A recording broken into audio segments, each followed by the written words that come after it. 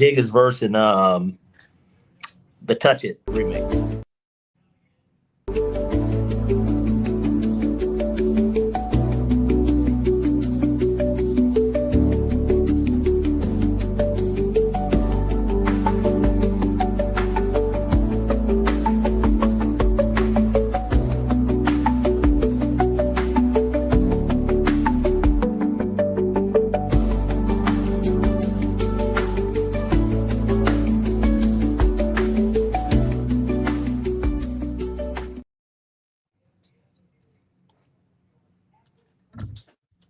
Hey there, Parlay P. How we doing? We are rolling. How are we doing today, AC? Oh man, not too bad. I know that was probably weird for you to hear because I don't ever call you AC. But you know, you said you're rolling on a bean. No, I said I'm just rolling. Oh, okay. Well, you know, Kodak Black appeared to have been rolling on a bean and tweeted something. Did you see that? I did not. I saw the other rapper with tattoos on his face that's from, well, he's not even from Atlanta technically, but hails from Atlanta. I saw his tweets. I didn't see Kodak Black's tweets. Oh, Kodak Black said he isn't mad about slavery. Africa should have never sold niggas. Black people, bruh, we pussy as fuck. Actually, we have a video. Black people, bro, we pussy as fuck, man. I know y'all from Africa too. I just hate the Africans who act like and like we what you call it. Y'all Africans should have never sold niggas, bro. Bro, people, bro, why you think slavery go good, bro? I'm not mad at slavery, bro. Cause white people are slaving people too. You know what, bro? Black people, bro, we pussy as fuck, man. I'm gonna say that. Gonna need me. I need y'all too.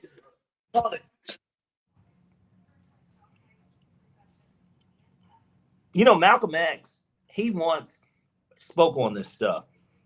He said,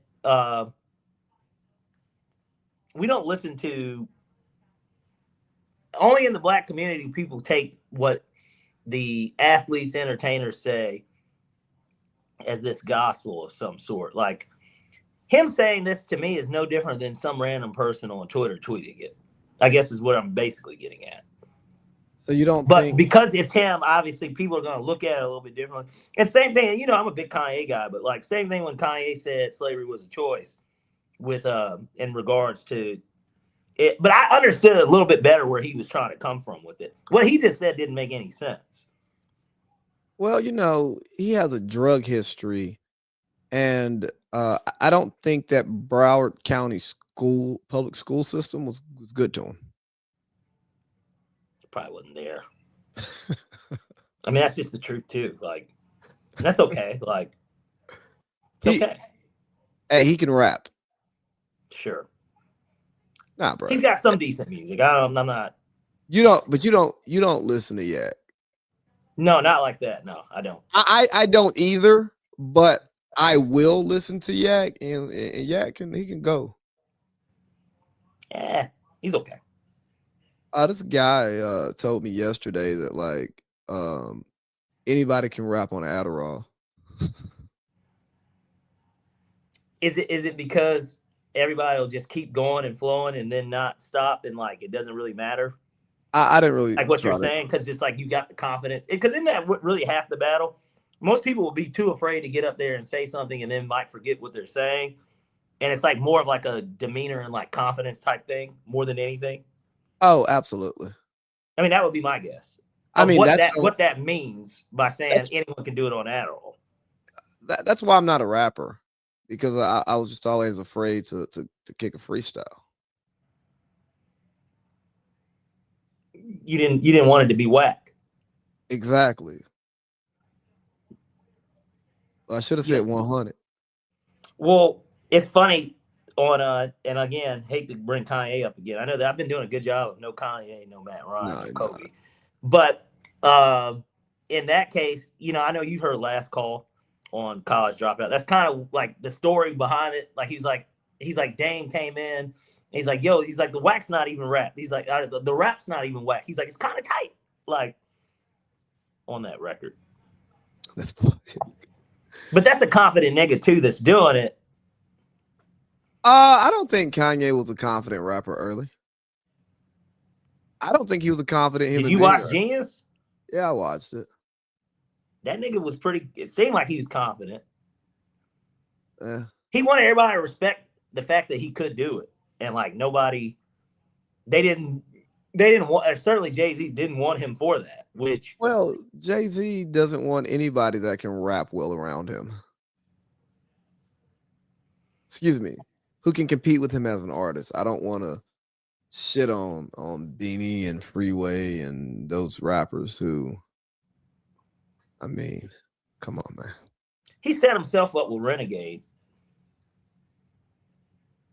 I mean, I'm not it was saying Eminem's beat. It was Eminem's beat anyways. Like he well, made I'm not talking about like on a feature and stuff. I'm just talking about like on the label. Right. Feature, Jay can rap with anybody and not saying that he's won every time. No, niggas have gotten Jay, but I ain't talking about that. I just mean, yeah, just listen to Watch the Throne. I mean, you heard with DMX, kind of when Jay-Z took over Def Jam, how a lot of good artists suffered. Who? Well, I know he's talking about himself, but like, who else? I don't know who else suffered. Because he did it when he retired, right? So that was like 03, 02-ish. It's like 03, because Change Clothes came out in 04.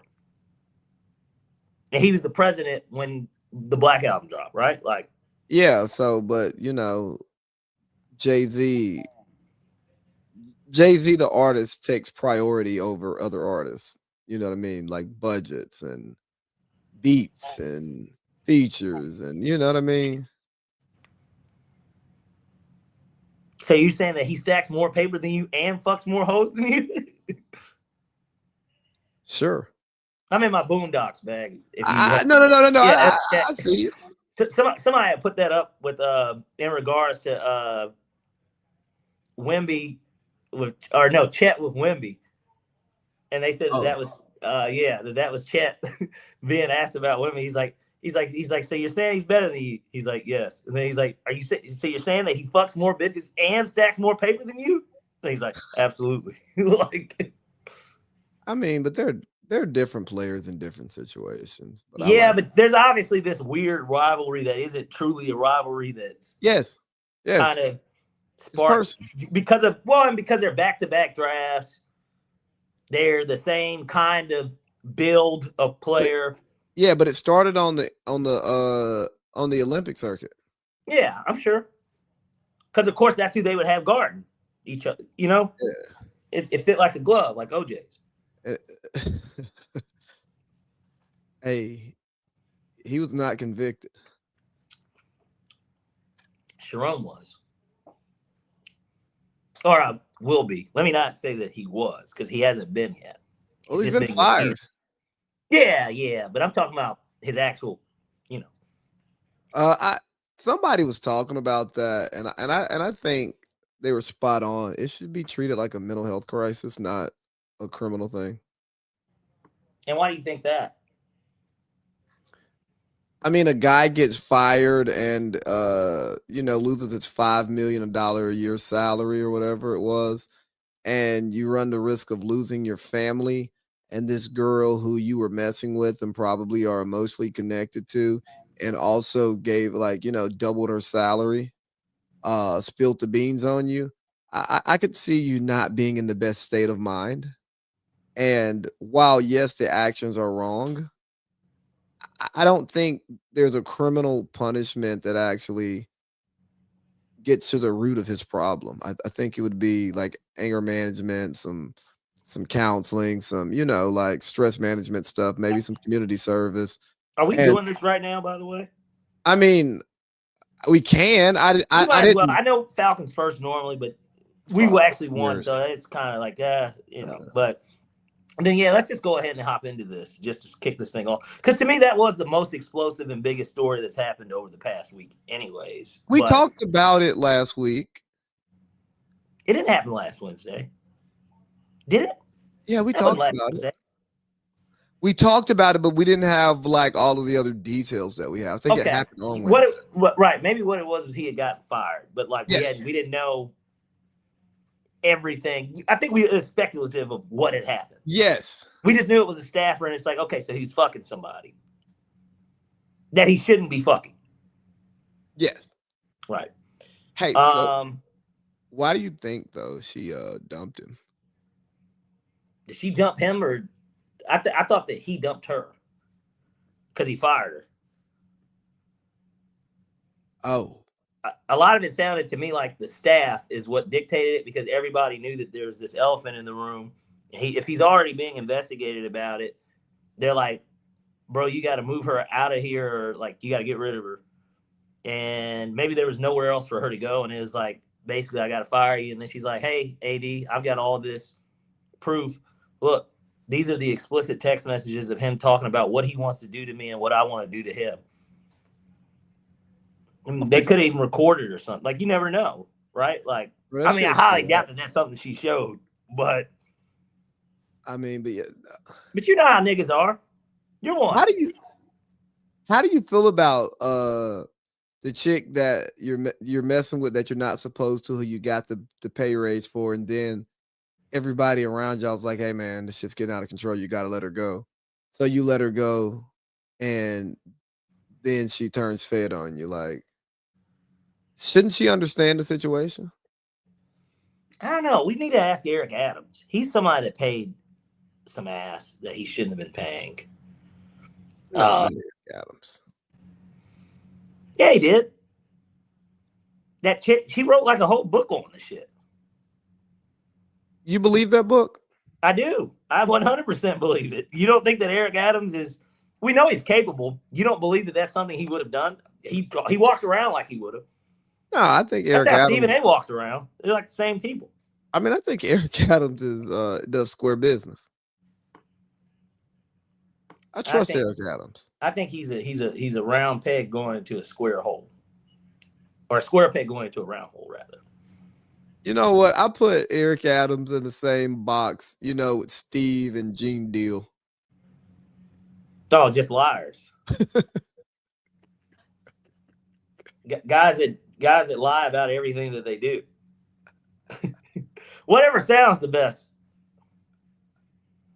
That's what I take it as what you're saying here. Whatever just sounds the best. Wildly entertaining New Yorkers who I enjoy hearing tell stories that I don't care if they're true or not. Well, and you can't with certainty say that you know if they're true, but you know right. A lie when you hear a lie too. You know what? I just like Soulja Boy's a liar. That's another nigga that's like a liar. A great entertaining liar though. Yeah, but that's what I'm saying. These guys are they're as entertaining as Eddie Guerrero's lies, cheats, and steals. Like, you know what I mean? Like, it's that type of entertainment. It's like, oh look, Eddie undid his shoe, so when the ankle lock gets on, his shit comes off. Or he hit the ground with the steer chair and then threw it to Kurt Angle, and then he fell on the ground and the ref thought he hit him, so he retained his title by fucking disqualification. Or he's about to lose, so then he goes and grabs the title belt and knocks the ref out, and you can't lose your title even if you get disqualified. Yeah, those type of lies, Maybe it's just a Southern person in me, but typically when I hear New Yorkers talk, I just go, I just think you're lying. I mean, and as you know, I've been around a lot of that. And so, like, you'll hear stories, whether it be from, I mean, I don't have a reason to lie about it, whether it be from, people you have a child with. And I'm not calling her a liar, but certainly there are a lot of different things I've heard that happen. Now, look, I don't think that it's all untrue, but some of it can be, right? Like, you're just like, okay, like, yeah, I really believe that, And then when you're in that neck of the woods, you're like, I can kind of see some of this being true, but you don't know, right? Because you don't know what you don't know. But remind me to tell you after the show why I'm laughing so hard. It's related though. It's very related. Yeah. Hey. Just different coast. I think that tells you what made me laugh. Yes. Yeah. Yeah, it happens. Yeah. It happens. It's like, oh, it sounds believable. But I know you. You know, Lee, and that, but then, you know, Lee, when I like to tell a story, you know, I normally have some sort of a receipt so that everybody knows. Not that anyone thinks I'm a liar, but like, even if they do or don't, I like to come up with something and be like, no, like this. Or I'll say, ask such and such. Right. That's my storytelling method. When I called Julian Turner to get validation that you and your brother are corrupt in a fantasy football league, right? Same thing. That type of stuff is theory. It's theory amongst men that don't understand why all these championships are going one side. It seems like, even though it's two sides, you guys look at it as one side. Because there's a common name in there, and so it's just like, well, why can't we just be great? Like, what the fuck? What? Nobody says anything about Eli and Peyton Manning winning. They both won 2 Super Bowls. Nobody's like, oh man, Peyton told Eli to tell the defense about Tom Brady. No, that's not the way it works.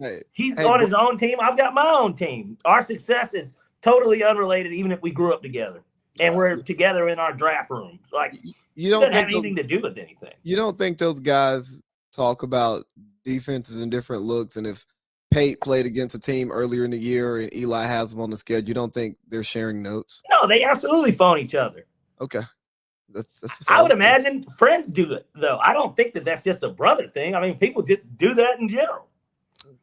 And you can't – and see, now the big difference between those two is that in fantasy football, there's nothing that we can do to dictate that. There's been no trade that's happened that would make anyone – first of all, congratulations. Because, I mean, I'm not even in it. He's not in it either.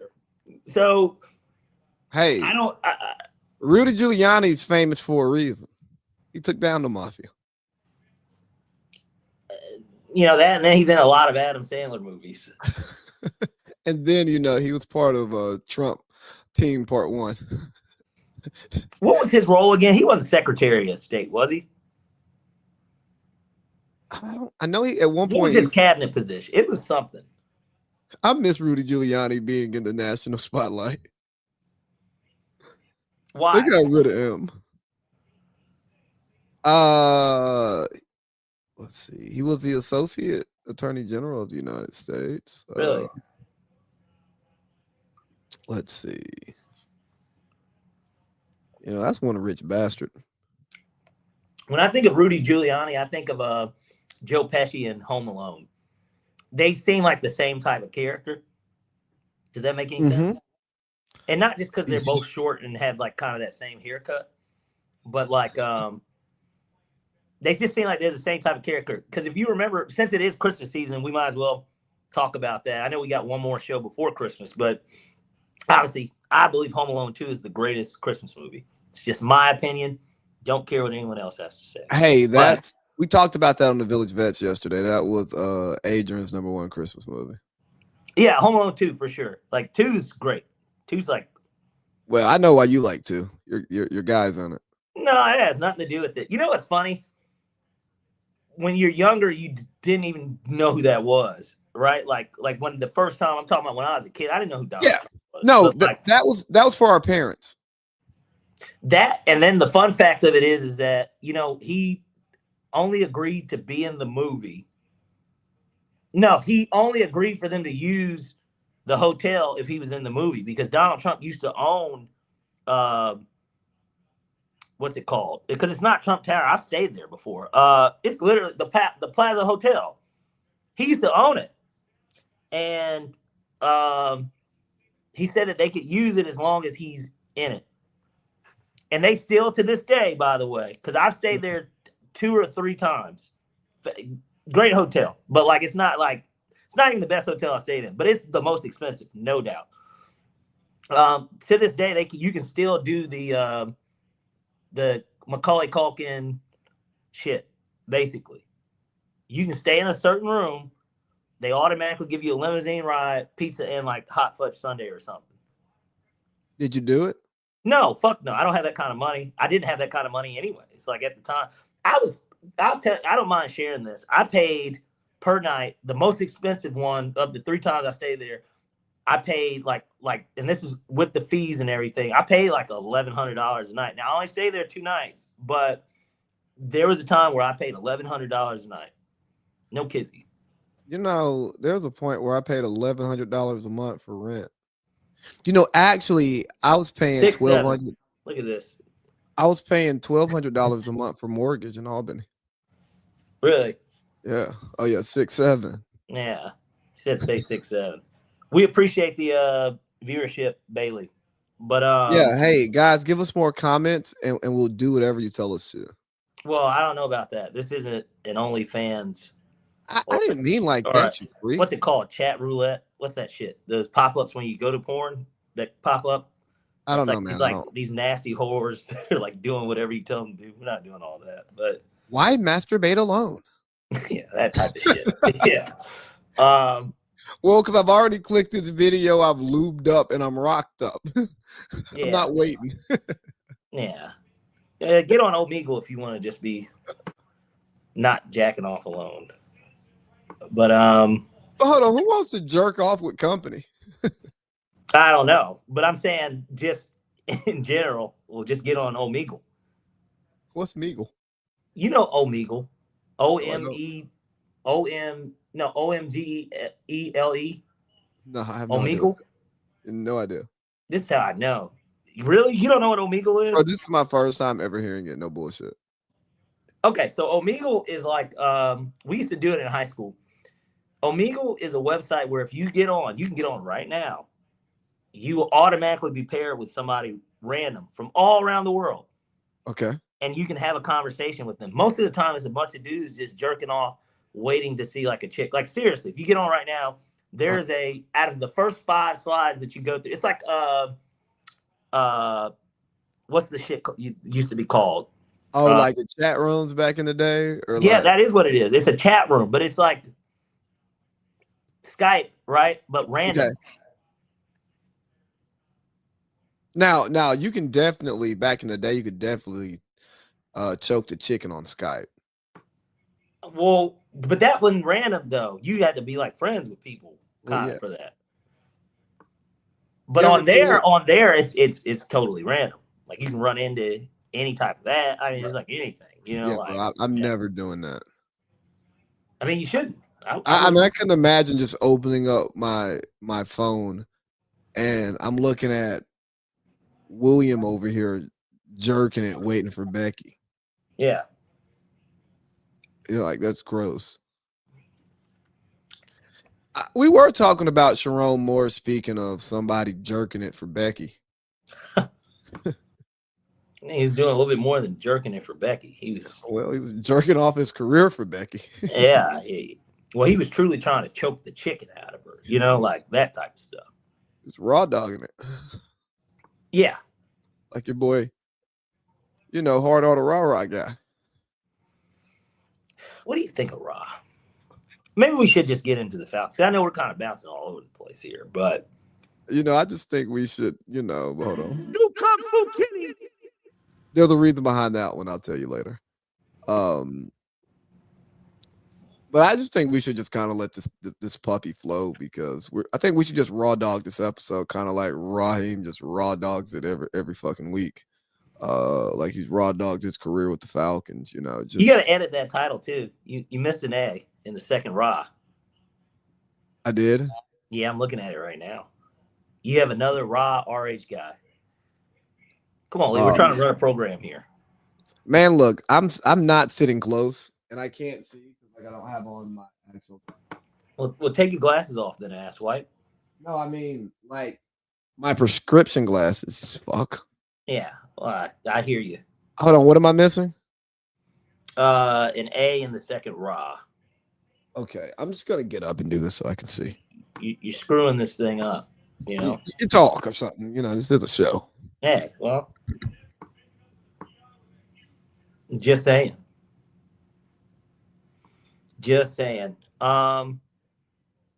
But since we are kind of just gonna flow with this, we were on Home Alone 2 being the best movie. I forgot why I brought up. Because of Joe Pesci and his comparison to Who was it? I don't even remember. But yeah, great, best Home Alone, no doubt, that we've ever had. Best Christmas movie, rather, not just best Home Alone. Like, you can't even hear a word I'm saying. I just was sitting here talking and I forgot that you didn't have your headphones in. Oh man, what you say?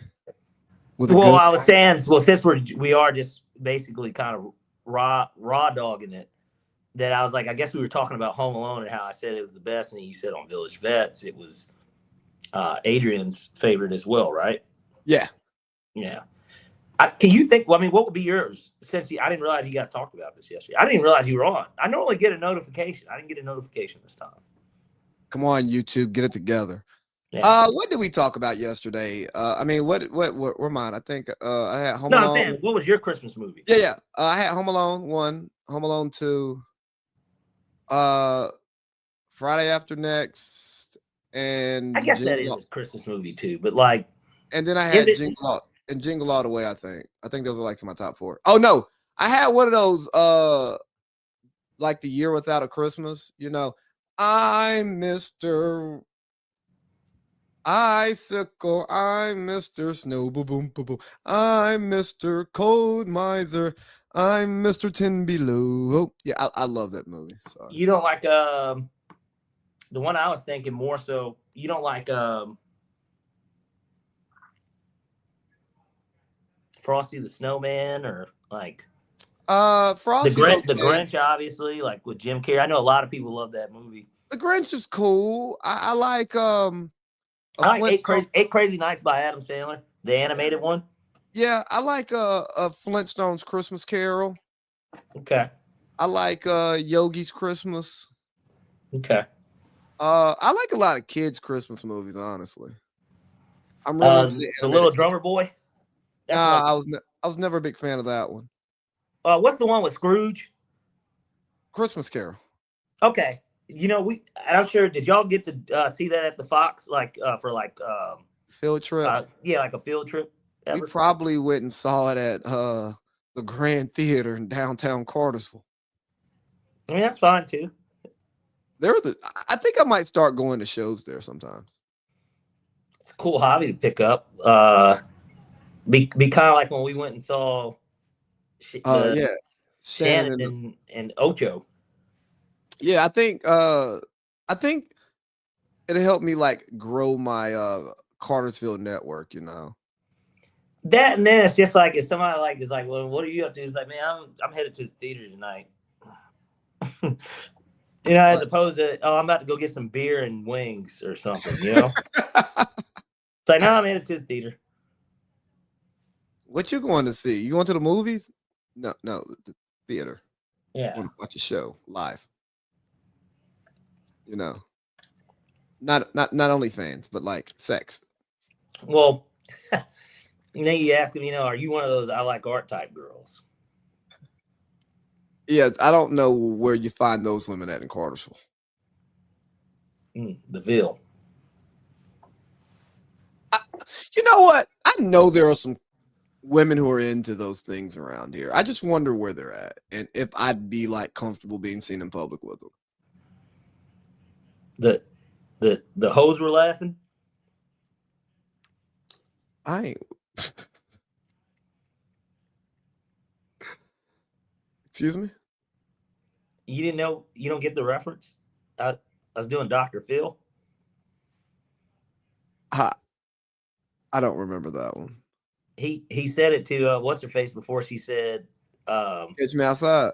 Yeah, that's what he literally had. He's like the hoes were laughing. You know, she recently posted something letting y'all know she's still thick. She's still thick, or she paid to get thick? Well, I think she paid to get thick a long time ago, and she was just reminding y'all that she paid to get thick a long time ago. To me, it looked like she was saying I paid to get even more thick. That's what it looked like. Oh, you saw it too? Yeah, I saw the photo. You know Twitter, man. You know how that stuff works. Oh, I figured you subscribed to her page. No. It was on Twitter. You help make her rich.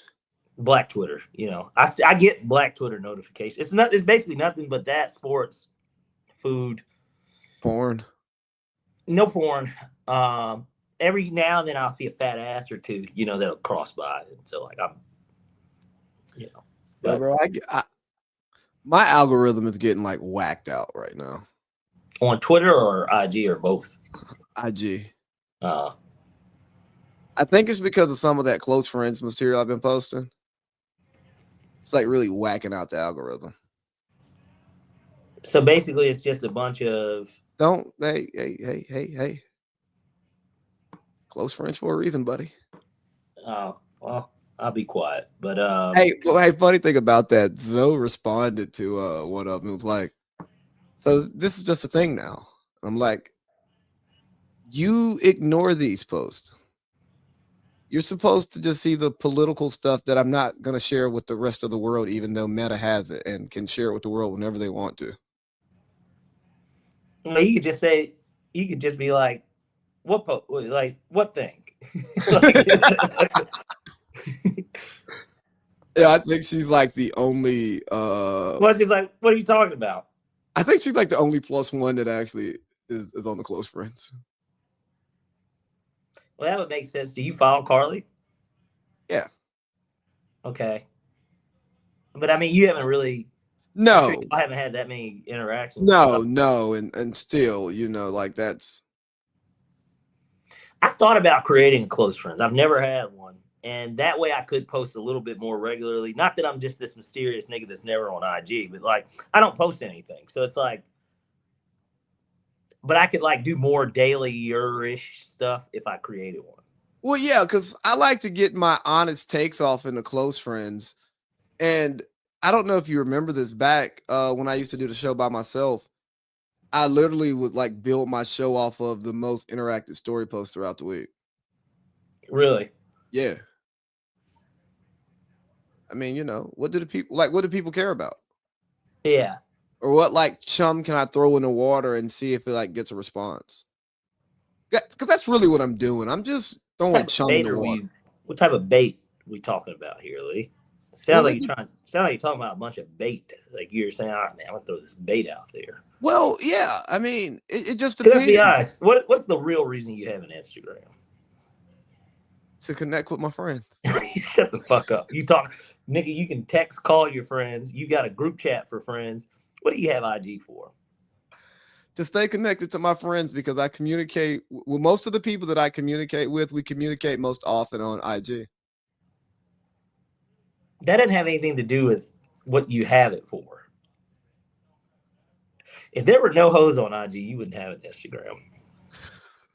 And it's true. It's okay. I can admit it. I wouldn't have an Instagram if there weren't hoes. I mean, no. Why would I do that? Yeah. And that's a funny thing. Like a girl was trying to tell me that more men would go to WNBA more women would go to WNBA games if the men went, because women go where the men go. And I'm like, nah, babe. That's a fucking lie. No. Because trust and believe, if a nigga could chill in the house, if a nigga could chill at his house, at his nigga's house, pretty much every day, and the hoes were around at either one of them places, wouldn't go anywhere else. There's no straight women at WNBA games. It's gay women and moms, probably gay men as well, and straight men. That's who goes to the games. The LGBTQ plus community and men that do just honestly, like a Wayne, like these are the type of people that will go to a WNBA game. I've been to a WNBA game. I'm sure you have too. Like I actually haven't, but I plan to. Really? Go. Yeah. Never. You never went to one Dream game, like even when we were in school? No. They didn't give out free tickets on campus. Yeah, they did, because we got some. We went to game 5 of the WNBA finals when it was only a 5-game series. We went to game fucking 5 and we got free tickets, and I promise you we sat in like row G. And it was 6 of us. We got 6 free tickets. Not 2, not 4.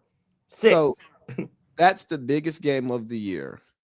Literally. It gets no bigger than that. They gave y'all 6 high-end tickets to go to the game. I promise you. Yeah. And look, again, like I said, when I tell a story, call Julian, call. No. I know the story. I know the story. But I'm just saying, they gave y'all those premium tickets to go to the game. And you're wondering why I haven't spent my hard-earned money to go to a regular season game? Well, the league's a little different today. I mean, we got to see Skylar Diggins. Little Wayne was there. Obviously, I think he was kind of a big fan of hers too, because I'm pretty sure he was like wearing a jersey. Yeah. I want to say that they played. Man, it wasn't Maya Moore. Maybe Maya Moore was. I don't remember if it was Minnesota. I forgot who played. I know that Skylar Diggins was there. That's all I remember. But because obviously everybody was, very much so infatuated with her. But she also would be down here. I'm sure. No, because one of her teammates, who's one of her teammates at Notre Dame is from the East Side. I'm about to type this in because I want to see it. Hold on. I want to remember who was playing. Keep going. And I was going to tell this weird story about how my nigga Adrian and Boink have a mutual friend. Okay, it was Maya Moore. That's what I figured. Yeah, Maya Moore came home. Yeah, it was. I want to. Was it? Because they played them twice, is what it is. They played them twice in 2011, 13. I think it was 13. It was 13. So, because what it was what's her face? She was at the game with Lil Wayne. Yeah, is what it was. She wasn't playing. She was. Yeah, I knew that. Game. Yeah. I'm pretty sure it was 13 because, I'm looking at this too. Simone Augustus, I was a huge fan of hers at LSU. Man, I couldn't even tell you. No. It had to have been 11. It was 11. It wasn't 13. It was 11.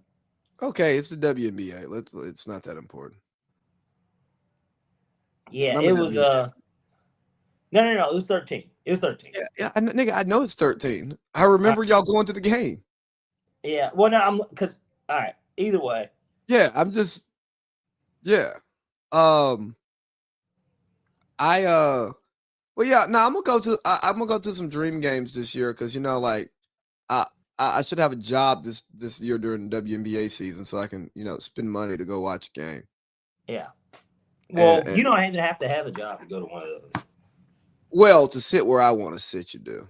Well, yeah, if you want your feet on the wood, but at that point, just you come so killing. You get. Hey, speaking of my close friends, feet on the wood. Well, I'm assuming that wasn't what Zoe was talking about.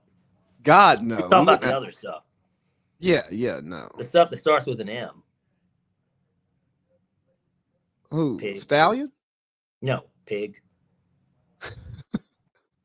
That stuff that some people could take as you being an M. M. A misogynist? Yeah. Oh no. She was responding to asking what's up with your kink? Why do you keep posting this?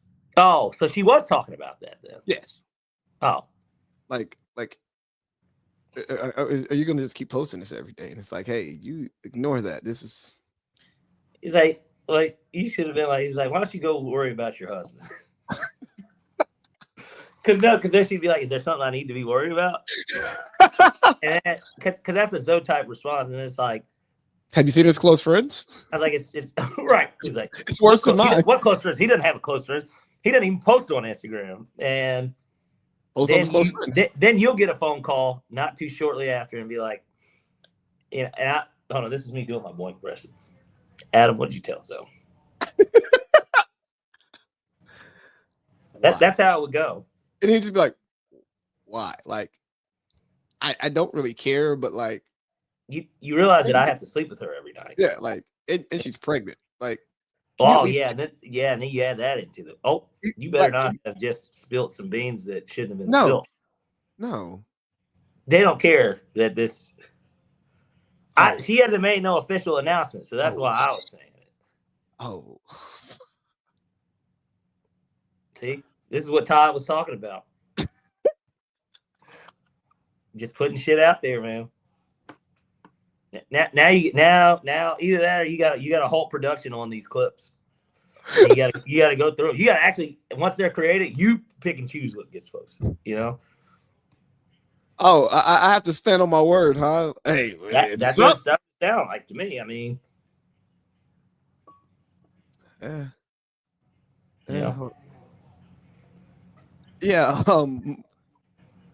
She might be trying to do a big reveal. Huh? Said she might be trying to do a big reveal. You got to remember when we were. Maybe I should just stop talking about it, but it's not like people when the last time they saw her publicly, you could tell. But it was I kind of could because I asked her a question when she was here, and I was like, I said, you like Spindrift? She wanted water. She wanted litter, and then that's when she was getting ready to do it. I knew that she knew that I was on to her because I was just like, what's the guy from Dexter, the black guy that they use as a meme? Now that's basically kind of how I looked at her. I said, so you want Spindrift? And then when she said, I was like, yeah, I'm a huge fan of Spindrift. She's like, nah, I don't really like it. I was like, well, then why do you want it? And I was like, okay. So when they were here for Labor Day, and like that's all she was drinking, and when it later told me, like, she was like, Adam, I wasn't drinking. Wasn't that a dead giveaway? I was like, not really, because it's like maybe you just. But I know that she does drink, so I don't pay attention to what my friends' wives drink because I don't care what they do. It's none of your business. But like, yeah, like I'm not. I saw them that weekend too. Because no, you didn't. Yeah, I did. We went. I know. Yeah, we went to Pizza Cafe, and like, I did like. I guess I just didn't think twice about it because what it is I kept asking her. I was like, you don't, because Boink got a beer, and then I'm like, well, you don't want to drink? See, this is gonna definitely get clipped up too, by the way, because they're gonna be like friends talking about beer, or like, this is gonna get clipped. You better catch it. You better catch it. I will review when I schedule. Well, now Instagram and TikTok has blocked the bulk scheduling. It violates their community guidelines. I mean, that's fine. As long as it queues them up, you can, I hate to say you can go through all of them. Yeah, I'm going to have to. Kind of can, yeah, and then just pick and choose like, yeah. Well, I'm off the next 3 days, so I'll get everything like manually scheduled. Yeah. Oh, yeah, I can do that for the other show too, because we did record yesterday. Dude, I don't care about. I thought you guys were almost done. Again, I haven't been getting the notifications, so that's why I was like, you recorded? I didn't know you recorded yesterday. Man, just different scheduling conflicts, things popping up, and it's tough sometimes. We need to get the culturally inappropriate with AC Lee going. We're gonna get there soon. So that I know we had spoke about it, not to be like a spoiler, but I can do the first person you interview. And yeah, but like I can't wait, especially once this is over. I've got a story to tell. Okay, but yeah, I gotta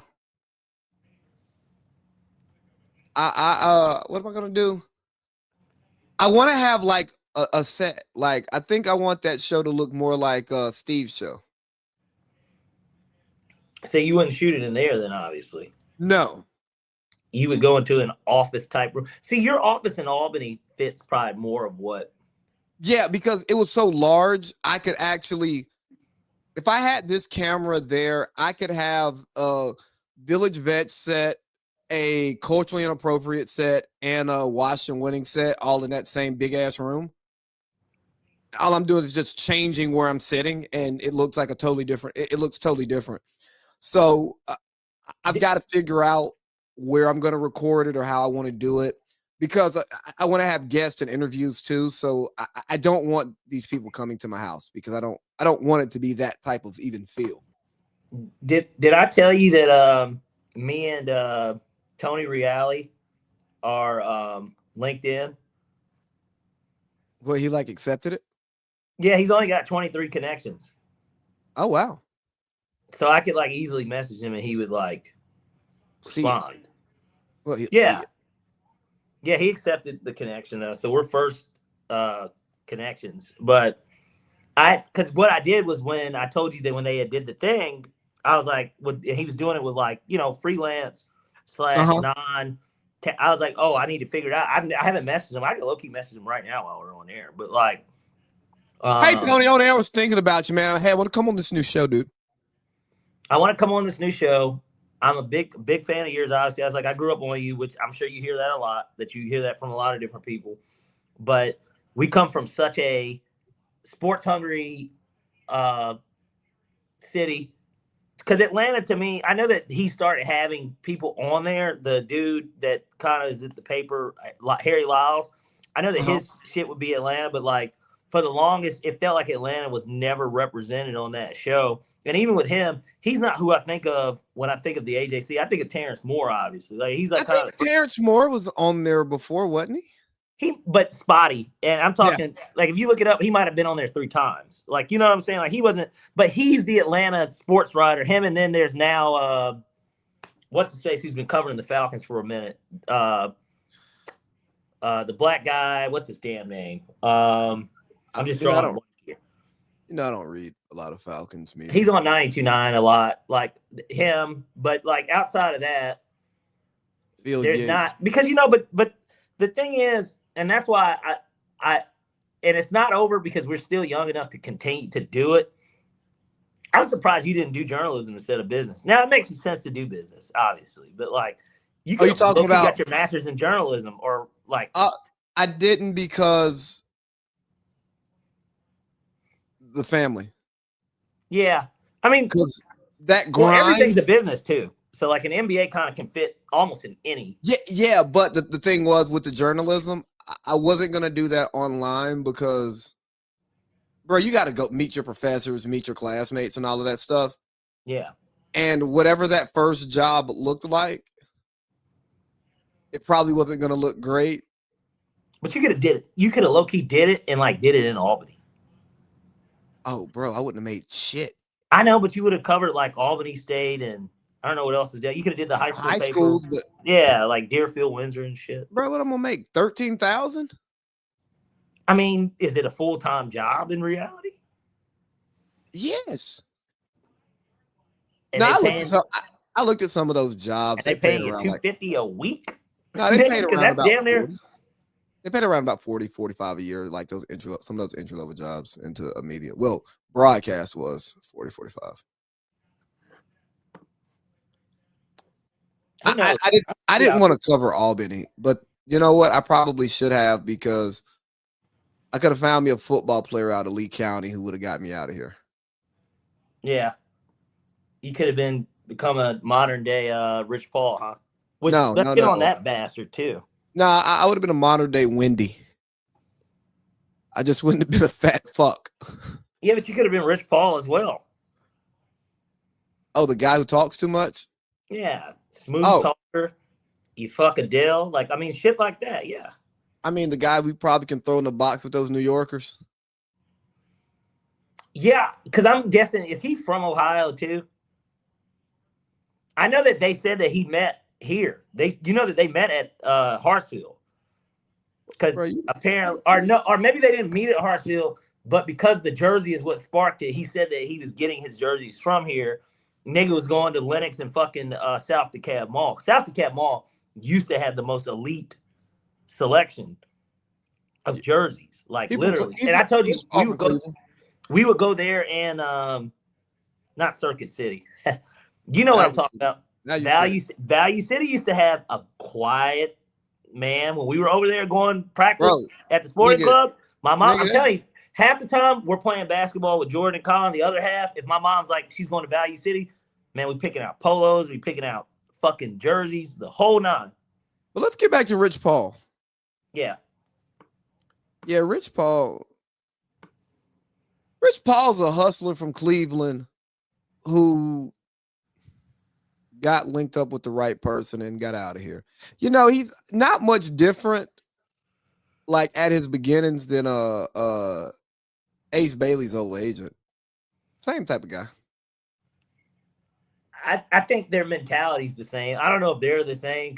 I'm just nigga thinks he's Jay-Z. No, but maybe Rich Paul thinks he's kind of like Jay-Z too. I'm saying like their roots, like their origin story. Okay. You know, the hustler who, you know. Brother, but you know, this is what I will do. I won't knock that hustle No, anymore. not at all. Not because we see it working out for certain people. It worked out for him pretty early because he ran into LeBron James. But there's a guy I know, his kid you not, his name's Barry White. Barry is the manager and was the manager of both YSL Woody and who's the nigga he had beef with? Charleston White? Yes, he used to manage both of them niggas. Dead. Now, how do I know Barry? Barry rented from my dad like a very long time. So like I have Barry's not like I know Barry, but like I know him because he had this clothing line like that he was trying to push on us called Black Lips. And obviously, you never forget a nigga's name when his name's Barry White because you're like, nigga, your name's Barry White. Like, you know what I mean? It's like when you meet a Michael Jordan, right? Like, nigga, or a Michael Jackson or something. Nigga, why don't you get us a Charleston interview for the low? I'm curious. I don't know what that would cost in real. I don't know. I mean, he might be willing to do the favor low key. Seriously. I used to property manage, and so that nigga, no, I'm not to throw his business out there. I'm glad he's doing well now.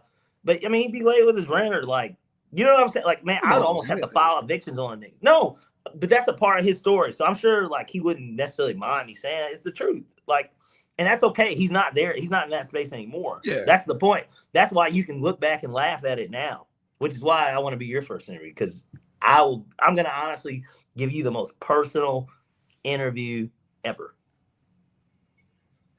I'm looking forward to it. Yeah. You know, but we're not going to send a car for you. Nah, well, we don't need that. I think that we do need to do it at either that studio I sent you where we could start renting, which hopefully once by the time you do get down here, we either do move to that, but things could change so drastically within that spot where we just have a place to record.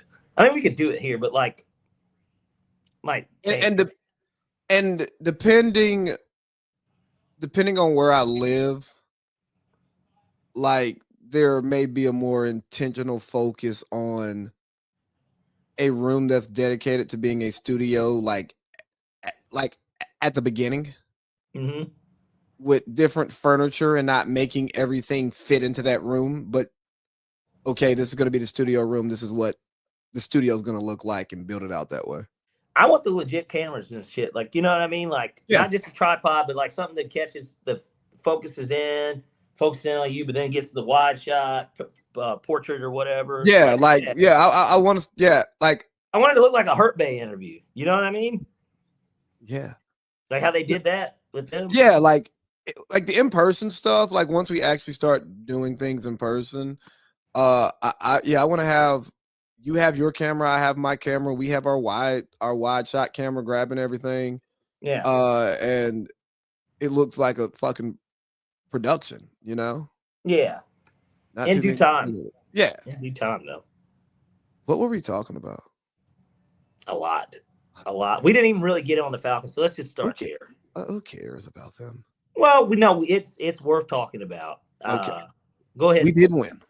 Yeah, and just go ahead and play the music. Because we did win. Are all here to do what Falcons do. And rise up, they did. Yeah. Some would say reverse fortunes because of what happened this week in football in general. 3rd and 28, ironically. Kyle Pitts gets what? Maybe 15 yards or something on the first 14 yards. But you convert off of a 3rd and 28, and the Steelers blow a 21-point lead. I don't know how much more was the curse reversed this week. What do you think? Like, you know, I was really only watching that Falcons game for Tampa Bay's offense. Yeah, because you're a fantasy football snob these days. You know, and that happens when you earn it. When you earn the right to be able to say, I'm one of the last 2 people that gives a fuck about what's going on in fantasy football. That's an honor. Well, when this your 2nd championship appearance? Yes. So Gamble's first. This will be interesting. We get a new champion. I'm excited. Yeah. So, when you have one team playing and their offense's production can lead to you making money versus another team that's playing for nothing and has taken a lot of money from you and has not delivered you a playoff berth. No joy either. No, sometimes even just a personal satisfaction, like fuck money and everything, just a personal, yeah, I feel good about this. No, like there's never been a season as a Falcon season ticket holder where I walked into games and walked out of games all year feeling good. No, usually left pissed off because we lost a lot of home games. Happens, doesn't it? At the end of the game, a lot. But so no, man. Shout out to the Falcons. I like that the team is still fighting and caring and like having some professional pride. 19 penalties. Yeah, because their coach is out there raw dogging it, man. Well, he's out there kissing Whitworth. He's once a kick finally does go our way, he's looking at the camera and saying something. Couldn't even tell what he mouthed, but like either way, basically kind of this cockiness. And I'm sure for him, he got fired by Tampa, so he enjoys beating them probably just a tad bit more than any other team, right? Because that was his former employer. But it does. The only thing that non-playoff teams can do now to get hype is play spoiler to a team. And to a degree, it felt like we did because for 3 days at least, the Panthers were in first place of the division, technically. So, yeah, and then they lost to the Saints in dramatic fashion. That I was on the phone with Gambles earlier today, which he asked me. He said, "Do I think that?" I told him I was going to bring this up. Did I think that who did I think was going to win? I mean, it's close. He beat us. Like it's close. Like I looked at it today and like I think I'm gonna get like 3 more points than him this week, like based off projections. Well, I think that Quinn Ewers being named the quarterback hurts you a little, in my opinion. Because although they're going to want to run the ball, everybody's going to know that they're going to want to run the ball. Yeah. And then we just don't know how. Yeah, I think tight ends and running backs are beneficiaries of rookie quarterbacks because they can either check down or hot route, kind of their like tight ends. So there's that. But I also think that now there's not really much of a threat, like the running aspect of it. Like you're going to almost rely on him like a receiver.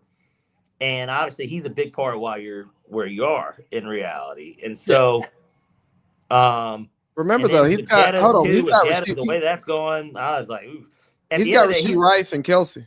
Yeah, I know. He brought that up, but he's also got Drake London coming back this week, and so it's like, well, what does that mean?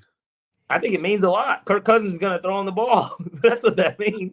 I mean, he might, but he might keep throwing it to Kyle Pitts. Well. It's going to open up for somebody one way or another. But his biggest thing is he's got Josh Allen and Drake May to a degree. I mean, they're both ranked 1 and 2 respectively. Drake May's number 2 fantasy quarterback? It's crazy, right? Wow. Yeah, I don't know, but he is. Like, I looked at his stats today because, Bill Simmons made his quarterback pyramid. He runs a lot, man. He scored 2 touchdowns last week. Okay. That makes sense then. Because, I don't watch the Patriots. They don't come on. I don't watch the 1 o'clock window at all anymore. But, yeah, I'm not really watching Drake May. But when I looked at his numbers, I'm like, Bill Simmons, how do you have him as a top 3 quarterback in the league? Well, fantasy-wise, he certainly is. I think he's number 1 on deep throws. And you got to remember, he's got kind of a patchwork receiving core. The nigga had to throw for 300 yards. No. He had a 300-yard game all season. Yeah, but he's going for like 250 plus 2 every time. So it's he hasn't. No, bro, look it up. Look it up. Well, regardless, the point is he scores. He's scoring. But he's not a top 3. All I'm saying is he's not a top 3 quarterback in the league. I'm not even talking about fantasy. Oh, no, I'm talking about fantasy. That's what I'm talking about. I'm talking about Bill Simmons having him as a top 3 quarterback. I'm not arguing about fantasy points. Like that's real data. That's not opinion. I'd have to look at it. I have not looked at his statistics, but what I do know is he's not a top 3 quarterback in the league. I mean, I agree, but the point is, regardless, he's got Josh Allen and Saquon Barkley with a somewhat soft schedule, and so granted, the Eagles clinch playoff berth with one more win, and they win the division. So, but remember, there's still 3 weeks left, and we're not playing into week 17, so it's our week 18 rather. And so, just tell me you're picking gambles. That's fine. No, I do think he's gonna win. It's just purely based off of Well, if you just look at the teams, I think that he's got a better team because Justin Jefferson, again, he's been non-existent for you, and then again the Achane thing it changes things. Like I don't care what you say. I mean, I hear you. As bad as Tua's been, he gets that nigga the ball. I get it. It's just, it's not personal. The guy beats you, and it's like, oh yeah, this guy has the better team, but doesn't have a better record. But it's fine. Well, you both beat me, for what it's worth. Now, albeit you on a fumble, but and a monster fucking week from Achane. Achane giving you 37. Like, I mean, come on. But I mean, he's been that kind of guy all year. I mean. Yeah, I guess.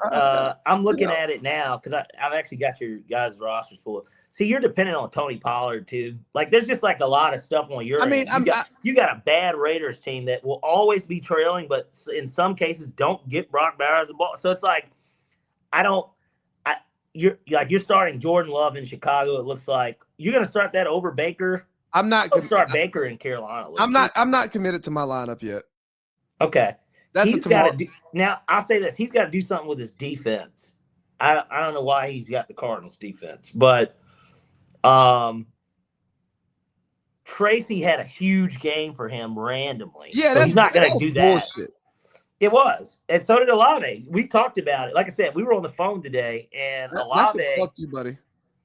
Yeah, I know. And Olave had like 1.2 points heading into literally like 6 minutes left in the game. Somehow he ended up with 17.5 points. And it's just like, all right. And so, and it wasn't like it was a deep touchdown throw or anything of that magnitude. But he's got Ramondre Stevens, who, although has kind of lost his job, still fumbles. Well, he puts up decent numbers. Like he can get him to 9 points. Okay, enough of this. Can we talk about 9? Yeah, why not? We might as well get into it. I mean, because since we are on the subject of fantasy. 9 is killing me. I know. And when you I'm watching the game and listening to all of these nice things that they say about him. But he's not looking for Justin Jefferson. How does the Minnesota Vikings offense score 34 points? By the way, in spots, Dallas basically 7 on the opening drive because of 9's interception early. They were down 14-7 too, because even once they responded, like they went back down 7. How does a team operate and score 34 points with Justin Jefferson and he not get the ball? Doesn't that sound just a little odd? Like, yeah, and like he had that drop. What was it? I think it was a touchdown. But he had a drop, but you can tell he's frustrated. He's in his head, and yeah. 9 looks for Addison and Rager and Naylor, whatever, same person.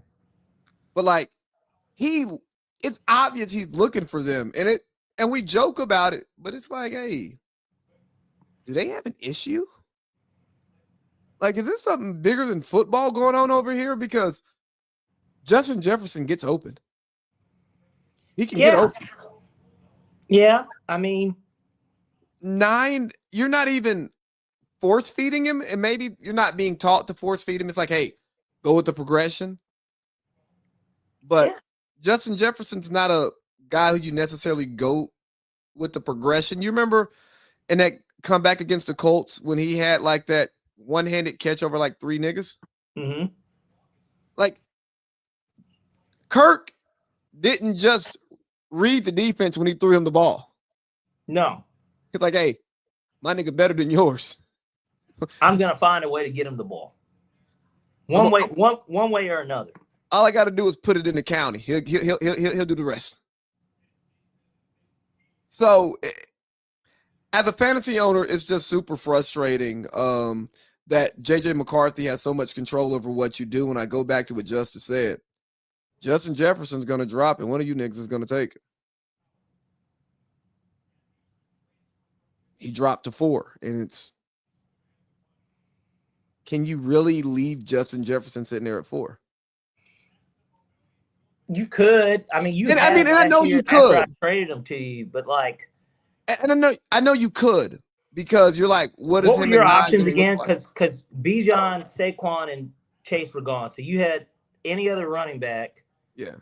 And the Nobody only logical Christian McCaffrey was a high ceiling, but possibly lower floor because of the injuries. Yeah. Obviously, he stayed healthy this year and probably has been, if not number 1, then certainly number 2 in fantasy. He's on my no draft list.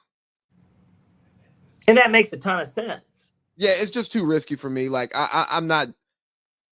If he dropped to the last pick of the first round and I have that pick, I'll take him because I'm about to get whoever I really wanted right there anyways. But if I'm drafting high, I'm not taking Christian McCaffrey. I'll lose that one every time. Right. You know what I mean? Like, he's just on my no draft list. So, but I mean, I'm saying all of this and it all worked out. Shout out to Carson Wentz. Let it all work out. I mean, Carson Wentz made it happen. Let it all work out. I think I'm gonna listen to that Wale album, ain't he? Who? Ain't that what that's from? No, that's Lil Wayne. Oh, no. I'm thinking with Sampler. Let it all work out. It's a Wale song like that too, I'm pretty sure. He might have sampled it.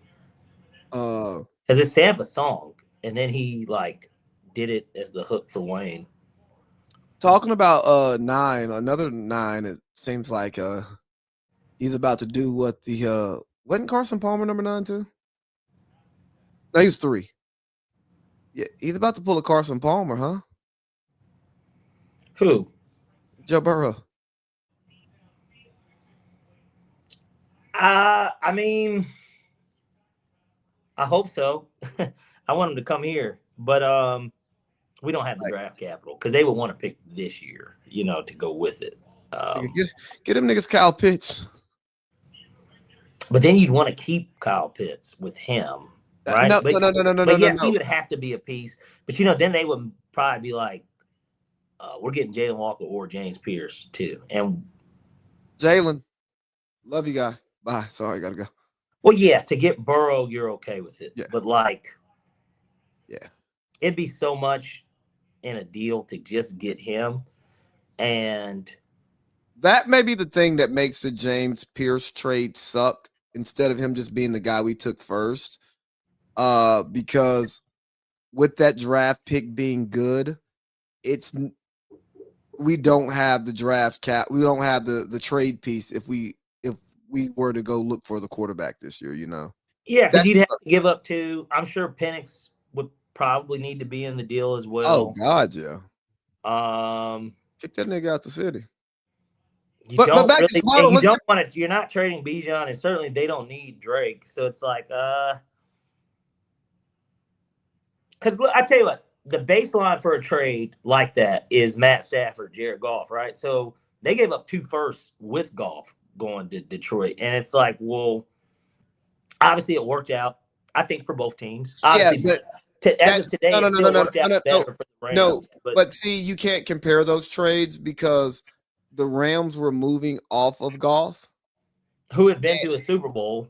who was And still a decent. He wasn't as bad as I think. yeah, but hold on, just let me tell you just where it's kind of different. The Rams were moving off of Goff, and Matthew Stafford was moving off the Lions, but they were cool. You know what I'm saying? They were like, hey, we're gonna work with you, Matthew, to get you to where you want, to a place that you actually want to go.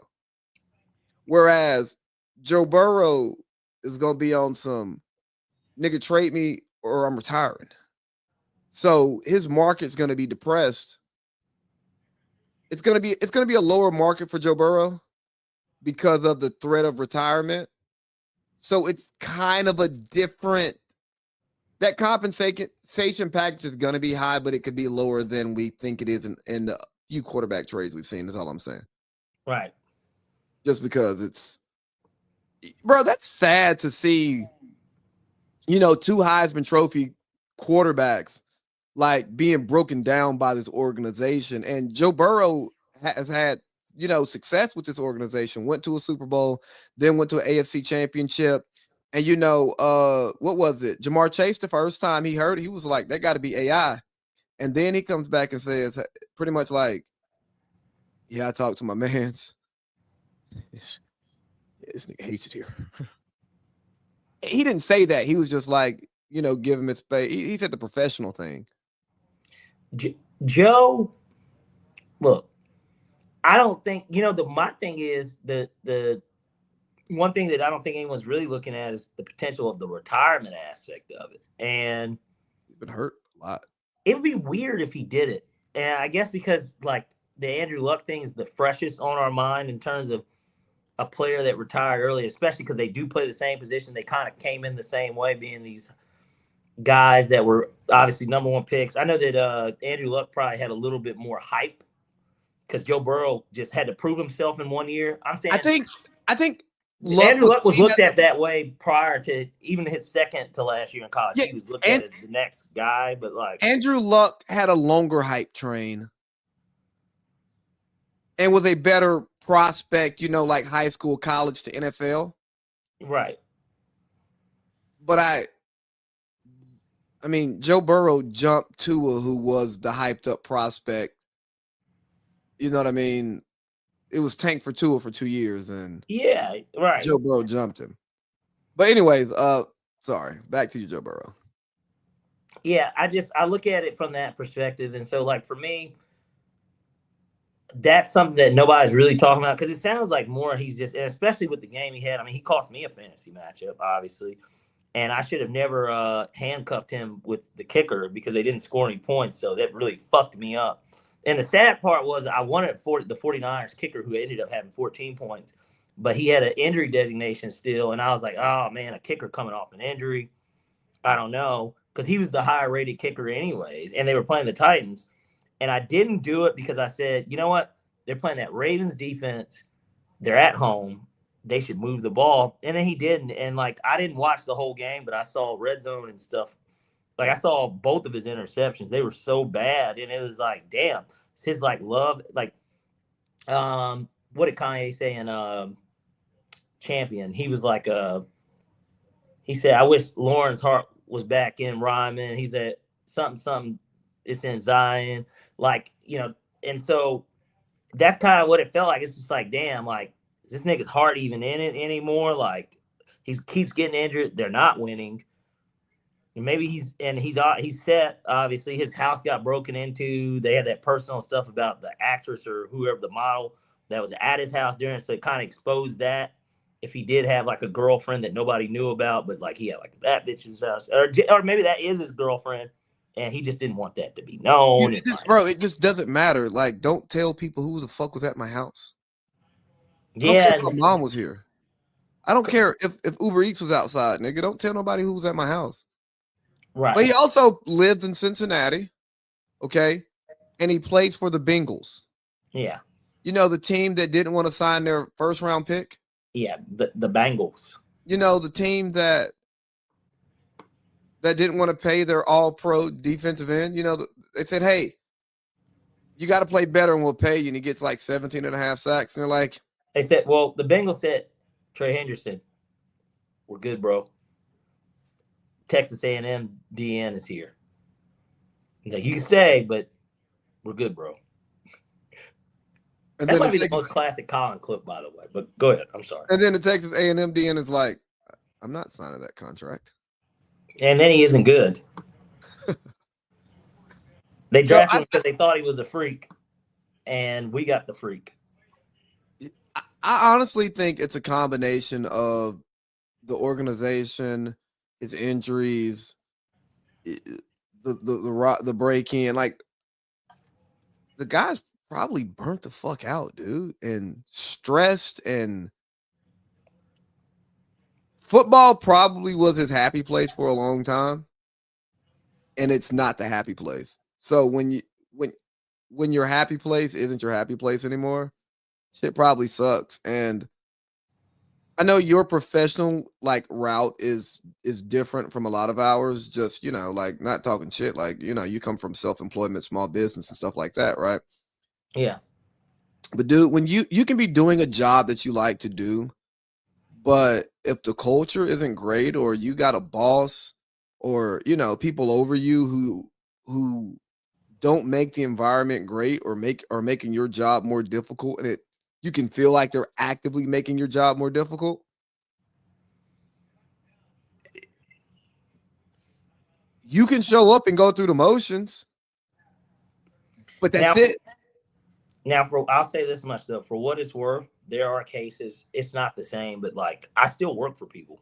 All right. So I mean, like, I know, but I mean, like, will make things more difficult on you too. Like, especially during COVID, like they stripped it to where they're like, well, no felons. Well, it's a certain contract, no felons. Yeah. If they're not vaxxed, if it was like a bunch of stuff to where, well, how many people do you think you're gonna find that are gonna work for $16 an hour, slinging tires, and they're vaxxed, and right, and they're not they have no record, and it wasn't just felonies, misdemeanors too, but it wasn't a no misdemeanor, but I had to run it by them first. Like, hey, dog, if I gotta run it by you, you should just do the whole damn thing. Because it depended on what the misdemeanor was, basically, kind of, and so, like, if it was like a petty theft or like, but DUI, like they were like, no. But see, I'm more so talking about or obviously anything domestic's always a no, which they should have known that I wouldn't have hired anyone with any type of domestic, because that means that they're a hothead and like people fighting these situations. Like, so no, like.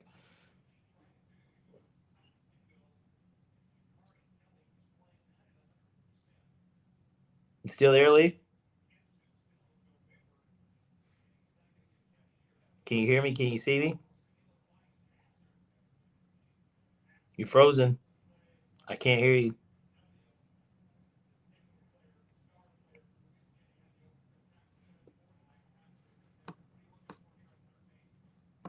I'm not sure what's going on, guys. We might be having some technical difficulties. Let me contact Lee here.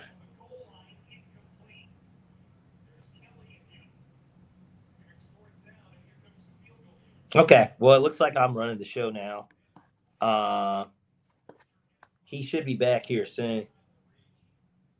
But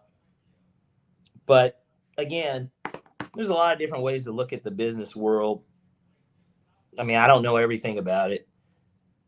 But what I will say is this: in a lot of these cases, okay, his internet went out. He just kind of let me know, so I guess I'll just carry this thing for a little bit. But in a lot of cases, you could be in business, whether you work for somebody or you work with people, but technically you work for them, especially if you're a small business and you're contracted by Fortune 500 companies like I've been.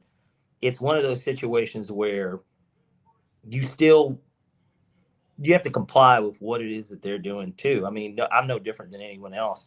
Look, I'm not in a mansion right now. You know what I'm saying? So like, it doesn't really change a lot of how this stuff works overall. It doesn't change that. And so I think that looks like we got Lee back here.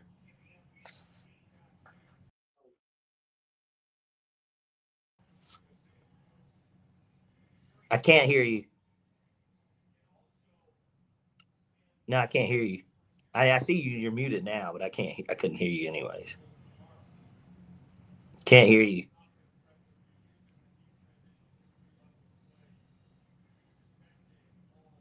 Can't hear you. Can you hear me now? There we go. Now I can. All right. Good.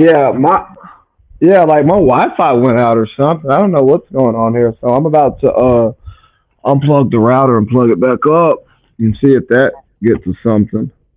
Yeah. How about you give us a portrait landscape too, or landscape rather? That's the portrait. Yeah. What? I mean, Huh? you could do it that way. It looks cleaner. Yeah. Oh, I was just unplugging the thing. Uh I'm about to sit back down. I don't want to be like, like those guys like Ebro who just look like they're going live from some random place. Yeah, somewhere remote. Which I guess we'll get to Ebro here soon. We got hell. We only got about 40 minutes. Yeah, But yeah, now again, I was kind of just picking up where we left off there with, uh, in terms of business and in general. Even when you're working for somebody, like again, or you work for yourself, you kind of everybody kind of works for someone. Like you have to answer to somebody to a degree. Like maybe I don't have to be somewhere at a certain time, but like you still answer to someone. yeah. And I went to I was literally talking about just culture inside of a building that you have to walk into every day, and how that can just drain you, and you're just all right. I'm here because I have to be here. Let me do what I have to do. Let me get out. Let me get in here as late as I can be, and it's not a problem. Let me And get leave as out as early as you early can. without it being a problem. Hey, I'm doing my job. And I know I'm not performing to the best of my ability, but like, dog, I don't want to be here. One of the best parts about this is too, to a degree, I have it from the other side, right? Because even when I Yeah. would go into the warehouse, I'd get to deal with and talk with some of these people. You want to know what the first thing that anyone would ask me, like anytime I came, whether that be in like Texas, California, like wherever, the first thing I get asked, What? can I get a raise? Like that's literally like the first thing that I was asked. And like I would tell them, I didn't lie. I was like, I said, I'm gonna be honest with you, I don't really dictate that. Now, obviously, I could pay them more, but then that hurts my bottom line because that's not the agreement that I have with them. They're the ones that pay you. That's why you don't see me. That's why you see them because they're the people that are paying. They're paying me to pay you, right? Right. So it's like, and that's just the world of temps in general. So it's like, yeah, and in some cases, I've made, you know, changes like to pay somebody. I've Yeah. made changes in certain cases where if a guy I knew deserved to be paid and I couldn't get it approved, even if I was only 50 cent to bump him up, I mean, 50 cent can make a difference. In a 40-hour work week, that's an extra $20, right? And so $20 a week that could help pay something. That's could be half a tank of gas, something. I know it's not a lot on the surface, but over a 52-week span, it's an extra $1,000 a year, right? 1040 is the exact number, but like, and after taxes, it's really like seven something. But depending on what you claim and what your marital status and all this other stuff is, but look at that. Oh, there you go.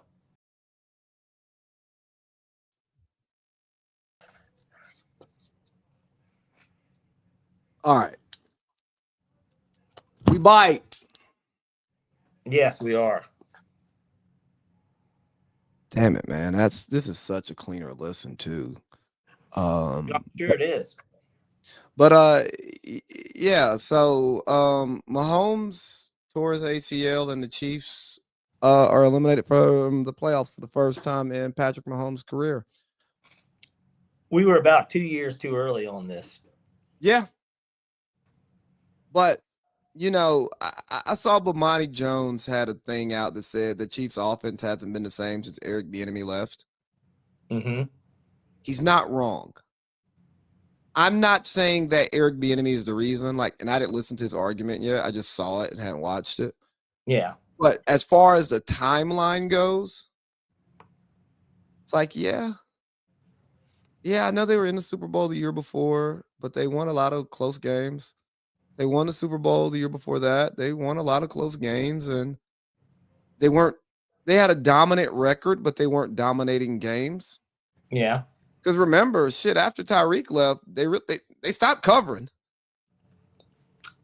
Well, and then Mahomes' huge stats were gone.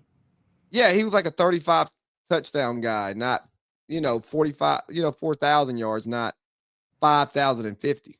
Right. So yeah, we were early because I also don't think we expected the defense to become as good as it was to balance out the offense's lack of explosion, and then Patrick's hadn't shown the ability to do the Drew Brees shit yet. Correct. When he needed to. Correct. But I mean, it was time. Travis Kelce's old and drops passes. Mahomes is due for. I mean, it sucks, but he hadn't ever really been hurt. It's part of the game, especially with the way that he plays. Yeah, they're due for a season from hell, and unfortunately, Baltimore is in the middle of their season from hell, because this would be the year for we can make a run. Now, mind you, they can still win the division and get hot in the playoffs, which absolutely, absolutely love. Golly, especially if he goes up to Buffalo and beats Josh Allen, goes out to Denver and Sean Payton. #1 seed in what do you think of that? Sean Payton's a hell of a coach, man. Like I don't big like fan? Him. Huh? Say you're a big fan? No, come on, man. He's on my sports. I know you. I know you know. I know you're not a big fan. Come on, man. I like that guy less than I like Dabo. That's hard to do. I know. I went back and watched some of our old videos, by the way. Okay. Some of the most viewed ones. And I saw you were responding. This is probably 2 years ago. It's the Jokic stuff. And I remember thinking, obviously, when you initially said the Jokic stuff, I was always like, what the fuck are you talking about? But that's basically what everybody was trying to tell you in those comment sections. Maybe we should start doing a flashback segment the more and more I think about it, where we bring up an old clip and we talk about whether or not that was washed or it was winning. And that was definitely not your brightest moment. I stand by the take at the time. Yeah, but I mean, it didn't age well, but and this isn't like I was wrong. Yeah, I admit that I'm wrong, and I'm not, and I'm saying it's not from like trying to make myself sound better, but based on what I had seen at that point in time, based on the way that the NBA had been played and champions had won in recent years. Mm-hmm. Based on their roster, they had a really good roster, but we hadn't seen teams that didn't have more than one all-star win championships in the current era. And then the super team era kind of broke up at that time, and the game gets played a little bit differently. And they have superstar Jamal Murray is the best non-all-star in the league, who may never make an all-star, but may average 25 multiple years. Well, I don't know about 20, maybe in the playoffs, but I'm just saying, like, 25 guy. No, I'm just saying, like, he has the ability to average 25 multiple years moving forward, is what I'm saying. Okay. He hasn't done it. But like Aaron Gordon, what he was when they won a championship, and then who he is now, like, they had a really good team, and they didn't have Aaron Gordon when I made that take, by the way. Mm-hmm. And yes, it did not age well, but based on what I saw and how I deliver the take and how I analyze sports, that's where I go. I'm not a great predictor when it comes to new trends always. Mm-hmm. I take historical data and then I kind of go from there. And you basically say take that for data. I mean, something like that. You remember when our man did it? He was like, take that for data. Hey, superstar Jamal Murray's averaging 25 this year, by the way. Is he? 24. Scoring's up overall in the league. I mean, Austin Reeves averages almost 29. So it's like, not to make an excuse for it or nothing, but like, but Austin Reeves is a bucket though, too. Like, let's not. He is. Let's not say that. It was anyways. Yeah, but like, let's not say that. Like, I know the point that you're making, but I don't think Austin Reeves is a great example for that because of how he scores. Okay. Like, he really has a no knock to his coach, but he has a more well-rounded game than JJ Redick. Now, Okay, JJ that's Redick, fair. like, if you said JJ Redick was averaging almost 30 in the NBA, I'd be like, okay, yeah, scoring's up because JJ couldn't get his own bucket in the NBA. But Austin Reeves is patting that bitch, bumping, get off me. You know what I mean? You Shooting didn't think three. very much of the Kobe thing that I sent you earlier. No, I don't like that stuff because you're taking data and you're extrapolating it out, and it could be true, but because we don't see those types of numbers today, we see like the inch up, but like Kobe averaged 35 that year. Is anybody going to average 35 by the end of the year? Maybe one, maybe two people. And I don't think the thing that is not in there is role players get more shots now. Yes. So back then, Kobe, like, niggas couldn't shoot if Kobe didn't touch the ball. That's correct. So that's not that context. You can't create that type of context in these situations because there's a chemistry aspect to it too. Okay. So that's why I don't like those. I'm okay with that. That's fair. No, and I think Kobe would if Kobe were able to shoot as many times and adapt his game to be a smarter game like a lot of players play today, and I mean smarter as in throughout an 82-game season, like Kobe took a lot of difficult shots. He made them. He made a lot of difficult shots, but some of the shots that Kobe took in today's NBA, he may not take because it's like, hey, dog. Well, the defense isn't as difficult. Yeah, it's so not. He doesn't have to take them because nobody's sniffing his ass like Tony Allen. You know what I mean? Yeah, but also with the defense not being as difficult, you're guarding more people too. Right. Because like when Kobe had Mabinga playing center, wasn't nobody guarding that nigga. You know what I mean? Like on some of them teams, like, bro, who's really guarding Smush Parker? So you can more easily triple team somebody. But now, I mean, look at the Lakers. If they have LeBron James, Luka, Austin Reeves, Rui, and DeAndre Ayton on the court, who do you sag off of?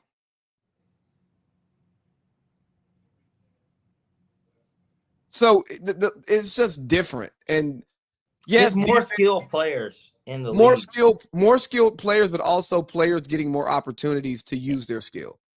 And it's just a different league. Like, again, Pau Gasol today plays, but he's not. He ain't getting out of touch. Pau Gasol's not an all-star in today's NBA. Unless, I mean, Memphis Pau is. I don't know about Lakers Pau. That's what I'm saying. Like, but that's who Kobe played with. So it's like, I'm like, none of those guys are actually. Like, I think but Shannon Brown's damn near Bruce Brown today. Yeah. Right? Like, that's like more of his lot as a player. They're like the same dudes. Well, Lamar Odom's a better player today. Yes. But that's why I don't like those comparisons like that, because the game is Lamar different. Odom's an all-star today. Well, yeah, because Lamar Odom's allowed to play point guard today on whatever team. And like Lamar, people be forgetting Clipper Lamar. Like, no, they don't forget him. They didn't see him. Yeah, well, Darius Miles, Elton Brand. Yeah, but like Corey Maggette, fucking Lamar John in today, Livingston when he first got drafted. When he was athletic. Well, before that, horrific fucking. Yeah, but Lamar Odom today is doing what we thought Ben Simmons was gonna do. He's doing some of the Giannis. he's doing some of the Giannis stuff, and I'm not talking about defensively, and I'm not saying to Giannis's level, but I'm just saying a guy that's I think he fits more Giannis-y, except for low key, probably a better shooter. I'd say he's a better shooter. Well, yeah, the better shooter, and he's a lefty. But I say the Ben Simmons comparison because although Ben Simmons couldn't shoot, Ben Simmons got game. You know what I mean? Like he can dribble the ball, he has a bag. Pass. You know what I'm saying? Pass. Yes. He has skills. Yeah, Giannis he's skilled. Yes, Giannis isn't skilled. But neither of them can shoot. Well, Giannis is a better shooter than Ben Simmons, but like a more confident shooter, yes. But he's also more, dominant is such a word I don't want to use, but he's more dominant. Yeah. And like Lamar wouldn't have that physical dominance of Giannis, but his offensive production would be closer to Giannis's than Ben Simmons. Right. Yeah. Damn, Lamar. But again, we talked about this, guys that would fit in the league. Rasheed Wallace obviously would be. Oh, golly. Rasheed Wallace would be the poster boy. Him and Rashard Lewis, like those are like the poster boys for. Bro, imagine what the stretch fours. Imagine Dirk not only shoot, but could kind of handle their own dribble. Like, yeah, Dirk. I mean, but see, Dirk's a little different too because Dirk is not somebody. He could bring it up. He's not running point in a game. Like, I trusted Rashard Lewis's handles more than a Dirk's. And Dirk is good in a half-court set handling. I'm talking about Dirk at the top of the key. Like, I'm talking about Dirk. I'm talking about Dirk in the half court. That's all I'm talking about. Okay, yeah. I ain't talking about Dirk grabbing it off the rim and running the break. No, I'm talking about just Lamar has the best handles of those type of players in that era. Yeah, I just mean like running the offense through Dirk with him as a primary ball handler. Well, it would, in a weird way, almost be not as good a ball handler. It'd be kind of Jokic-like in a weird way. Like, more scoring, less passing. Yeah, well, right. But that's what I'm saying, because Jokic brings the ball. He can bring the ball. But, like, and I'm not saying Dirk couldn't, but, like. Dirk would be getting 50 balls regularly, though. Right. And that's the biggest thing. A lot of that stuff, it'd be different today in today's game. Like, can we just take a second? Because I'm happy Dirk's in the media now. Because if Dirk wasn't in the media, I think he could go forgotten. Because, yeah, he was one of the better one of the top power forwards of all time. He's high on the scoring list. But his game wasn't loud. He wasn't a big personality, even though he's funny as hell. But, you know, you got loud KG. You got Tim Duncan, who's just better than all of them. And they'll say it. I mean, I don't disagree with that, but yeah, I just think Dirk could go forgotten. Tim Duncan he was. Tim Duncan, the difference with him will always be is kind of the Brady effect, right? Now with Brady, it got proven because of what Bill did without Brady and what Brady did without Bill. No, stop. No. I'm not trying to compare them. What I'm saying is that there was such anything. That didn't improve anything. But what I'm saying is there was such a system because even post Duncan, the Spurs won 67 games. So like we got to see it. Nobody. They won 60. They went 40 and 1 at home. Nobody says that Tim Duncan's a system player. Nobody. No, I'm not saying he's a system player. I'm saying no, but nobody. Just like I don't think Brady's a system quarterback, but because we saw it. I didn't think that Josh McDaniels and Bill Belichick were but I'm just saying it's always because they're gonna be they're handcuffed. But there's never been that conversation around Tim Duncan. No, there hasn't been that conversation of what would he be without Pop? That's not a conversation. No, it's not. But because he played with two other Hall of Famers. But Brady and Belichick, even before they split, that was a conversation. That was never a Tim Duncan conversation. Tim's numbers were never glamorous enough. Obviously, he won 2 MVPs, but his numbers were never glamorous enough to cause that debate. Like Brady had glamorous numbers at one point in his career, because obviously it didn't start off glamorous. Right? Tim Duncan had more. The reason why Tim Duncan is going to be, for one, he was just the best power forward. But Tim Duncan he had more MVPs than his peers. He had more championships than his peers. So he was good, and he had as many, or if not more, all-stars. He had as many as Steve. But Steve, like they're not peers. I'm talking about. Well, then who's his peers? I'm you talking about his position group? His position group. Okay. Whether you want to go power, like if you go on power forwards, he has Garnett. Yeah, he got more MVPs, more rings, more finals MVPs. Even if you go to the centers. Well, Shaq, I mean, yeah, he's got more MVPs than Shaq. More but rings than Shaq. Yeah, you're right. Yeah, he's got more rings than Shaq. But like he's not like, I don't think many people there's not a Tim Duncan versus Shaq argument that exists. And I don't even want to even if you want to look at Popovich, I mean, Shaq played with Phil. So yeah, but like the Tim Duncan, his legacy is so solid that he can disappear. And Pat Riley. So it's like Shaq don't have the coach excuse either. Yeah, but like I'm just saying, Tim Duncan can ride off into the sunset and he's not forgotten. Dirk, if he rides off into the sunset, I don't know if the younger generation realizes just how cold Dirk was. I don't think they like that 2000. He's the best shooting big man of all time. That's why, which we get to the NBA Cup, I hate when people were fucking talking like, well, Cat's the best. No, Dirk's the best big shooting big man of all time. Yeah, like Cat shit is ugly. It don't look fluid. Like he can shoot the piss out the ball. But him getting to like nigga, Dirk is doing one-legged fucking fadeaways. Draws. You want to talk about that NBA Cup? Yeah, let's go ahead and get into it because I know we're running a little short on time, but what did you think? Did you watch? How much of the game did you watch, if any? I watched most of it. I saw Jordan Clarkson do what they brought him in there to do. Yeah, what about Wemby? He on minute restriction and his grandmother passed away yesterday. So you know. I know he had the 10 in a row, but like he was on minute restriction. So like we didn't get to see like full Wemby. I think the Spurs have something great going. I'd be shocked if they traded for Giannis. Now, obviously, you don't. Well, they obviously Castle.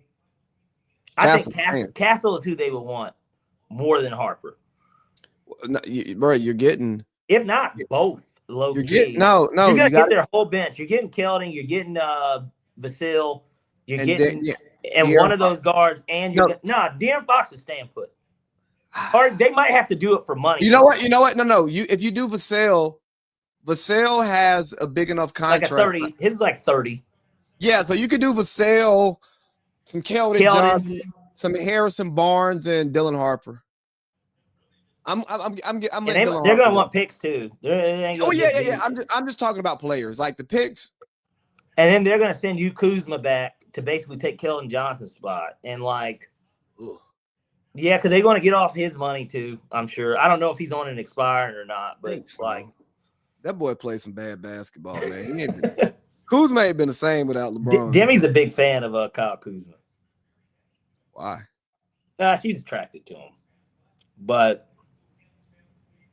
you know, close. Let's see. Kuzma's averaging 13.5 points per game, 4.5. Oh yeah, that's great, isn't it? On 51.5% shooting. You got me over here sounding like Jim Rome. He's like, that's great. You know, that's rich. Let's see. What's his 3-point percentage for the year? He's shooting 33% from three, what he's shot his whole career. I mean, his points is down because he averages 17 on the career, but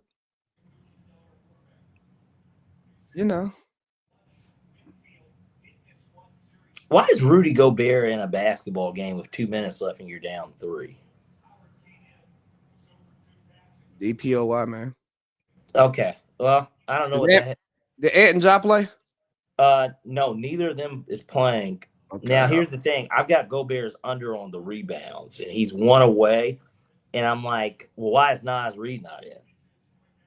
Because they need defense.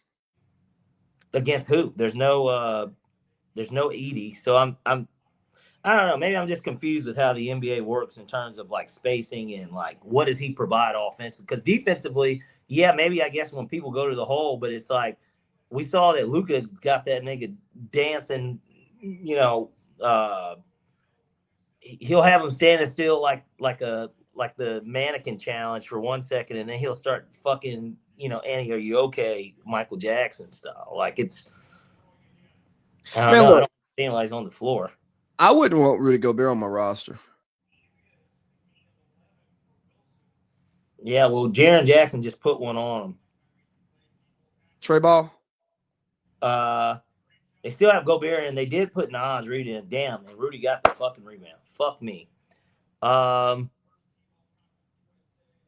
Gobert, boy. But yes, he missed. Naz Reid, that is. How much time we got left? 15 minutes. We haven't gotten to any culture. Yeah, I was about to say, you want to get to any culture since we didn't even talk college football playoffs. I mean, they haven't played yet. They play this weekend. I know. We'll watch the game. I guess maybe I tell you, we'll break it down more in the picks. Yeah, I don't. I've said I just want to watch the games, man. Yeah. Yeah, Amendoza won the irrelevant Heisman. Yeah, well, but that's why it wasn't even think about it. That wasn't even something I'm sure maybe it was on the docket, but no, I didn't even. I checked like. So you just brought it up. Yeah, I just checked it Sunday afternoon. I was like, oh, who won the Heisman? And Diego Pavia said, "Fuck the voters," and then apologized because he wants to get drafted. Nothing wrong with that. I mean, he has to know he can't tweet that or put that out, even though that's on brand for him. I feel like he's trying to lean into this Baker Mayfield type persona a little bit, but like, because like the stuff with his mom is just kind of out of pocket, you know. Yeah, I get it.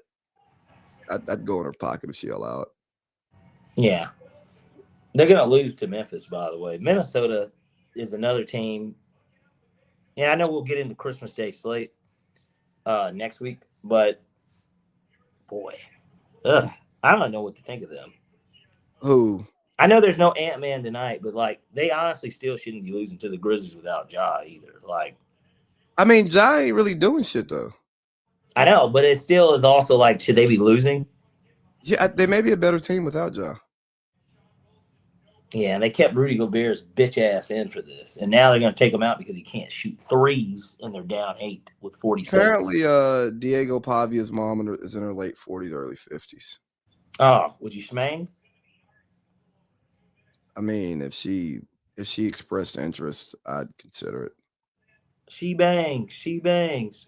I mean, she's not one that I would just like walk up. She moves. She's not one I would just like walk up and talk to. But what do you want to talk about in culture, man? Well, I brought up the 21 Savage. This is real time today. Him essentially, I guess, calling out the amends he's made along with what people should be doing, whether that be the Migos or Gunna and Young Thug, and then he called out Little Baby to a degree, and P. The street politics of Atlanta. It's the rap politics of Atlanta, man. It's not street. You're right. Studio politics of Atlanta. It's the street. It's the rap. But they're making it sound like it's street though, for all of it in a weird way. Like, yeah, it's because obviously Gunna and Baby is street, and then we don't really know what the Quavo Offset thing is. We just know it's always been assumed he fucked Sweetie or something, but like nobody really knows what the true issue is between them. Men only fall out over money and women. And it wasn't money. I'm sure it wasn't money. No. It was definitely a woman. But that's why they said Drake and Future too. I know the Metro part of it as well, but but it was also some, like the songs even kind of reflected like. But dog, I get it. I get it. If I mess with her, leave her alone. If we cool. Well, why do you want to fuck her anyways? Well, she might be attractive, and she may be throwing it at you because she's a skeezer. What would Pluto do? But and that's the cool thing about our friend group. I think there's a good understanding of who's touchable and who's not. Yeah. And also, there's conversations if there's like any gray area. Right. I think more guys should do that. And hey, dude, if you're gonna be mad that your friend bangs a girl, even though you're not supposed to be mad because of the rules, tell your friend you're gonna feel some type of way. And be like, hey, dog, it may not even be towards you. I may be being a tender ass nigga, but I'm gonna be honest. And I'm not telling you to take that into consideration. But I'm just telling you how I feel about it. So like I just think people should do stuff like that instead of just being like, nigga, the game is the game. And now you got your now you fall out with your mans over some shit where you said the game is the game. Niggas are tender dick about women though to a degree. I think it always depends on the relationship between them. Now, look, the world is so big to where nobody should be fucking anyone's, even at any point, side piece or whatever they are. Obviously, we know amongst friends, everybody knows girlfriends, wives, baby mamas. That stuff's off limits. Like that should be common, but that should be common sense for. I mean, but I'm not saying but anybody some has. chick that maybe you possibly fucked at one point that like, or I personally wouldn't do it either way. But obviously, I've been in somewhat of a weird situation like that once. And it wasn't even necessarily my man's, right? I was cool with him, and I would honestly consider him like a friend. And it's like, well, friends don't do that, but it was also the circumstances around that. Bro, no, bro. You did nothing wrong there. That wasn't your man. But I know that a lot of people could look, but some people might look at that and like, no, bro, that was your man's ex that you were cool with, and an ex who threw it at you. No, bro, you did nothing wrong. And she cheated on that nigga anyway. Well, that ain't got nothing to do with nothing. No, it does. She's a dog, bro. You treat a dog like a dog. No. You can't do that because then somebody could turn around and say, "Oh, you cheated on Shorty too, on Shorty." So no, but well, then they can believe that, but that isn't what happened. No. I'm not saying in that situation. I'm saying, oh, if you cheat on a joint. And then somebody's response to you is, well, bro, you cheated on her. So, like, what do it matter? Nah, I don't think the cheating in the conversation that you're having, because you're more so talking about like a loyalty to someone else versus like, was it morally right or wrong to do this just in a vacuum? Yeah. Like, I don't think the cheating matters. Now, if you're just talking about like fucking, if you're just describing her character, then the cheating goes into that conversation. But you messing with that girl and her throwing herself at you, her cheating or not, like you ain't do shit wrong. Like, yeah, but no, like, I agree. I'm just saying it can be looked at a certain way. Everybody likes to twist it how they want, but like, we could talk about a real situation. We'll say a couple months ago, but it wasn't that long ago. You hung out with somebody who I have a connection to, even though it's not that deep. You know what I mean? Yeah. But you still gave the heads up, like, hey, this is happening.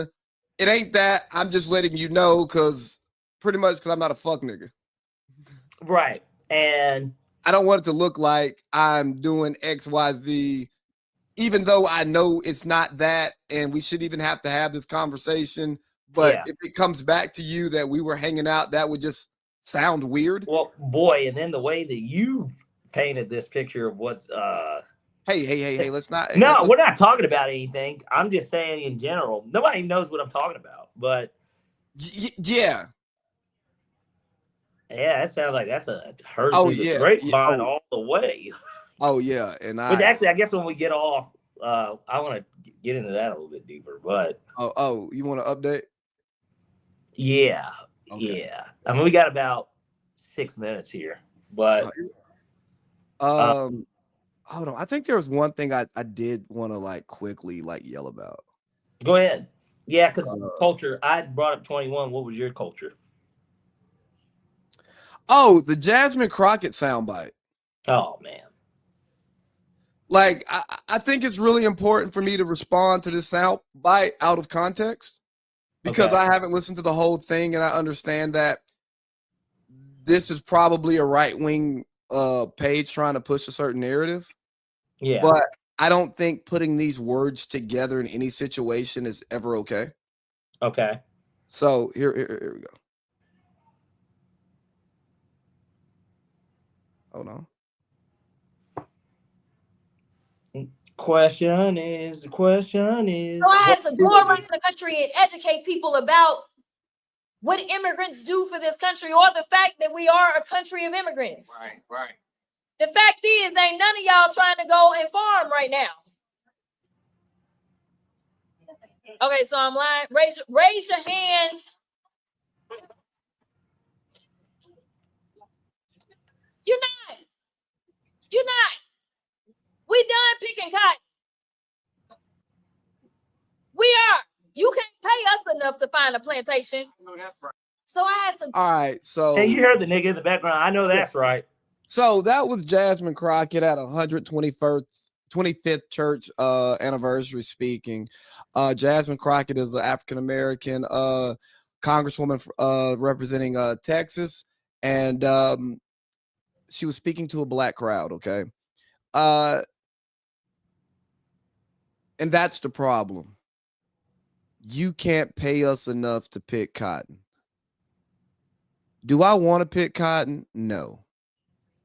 But am I above doing manual labor in order to make a living and to provide for myself and try to provide for my daughter? You know what I mean? Yeah. And that's the problem with so many niggas. And more importantly, these fucking hard R's that we talk about. Like, yeah, we joke about it and laugh, but it's a serious thing. If you're poor, you shouldn't be too good to do anything to make money that's not compromising your morals.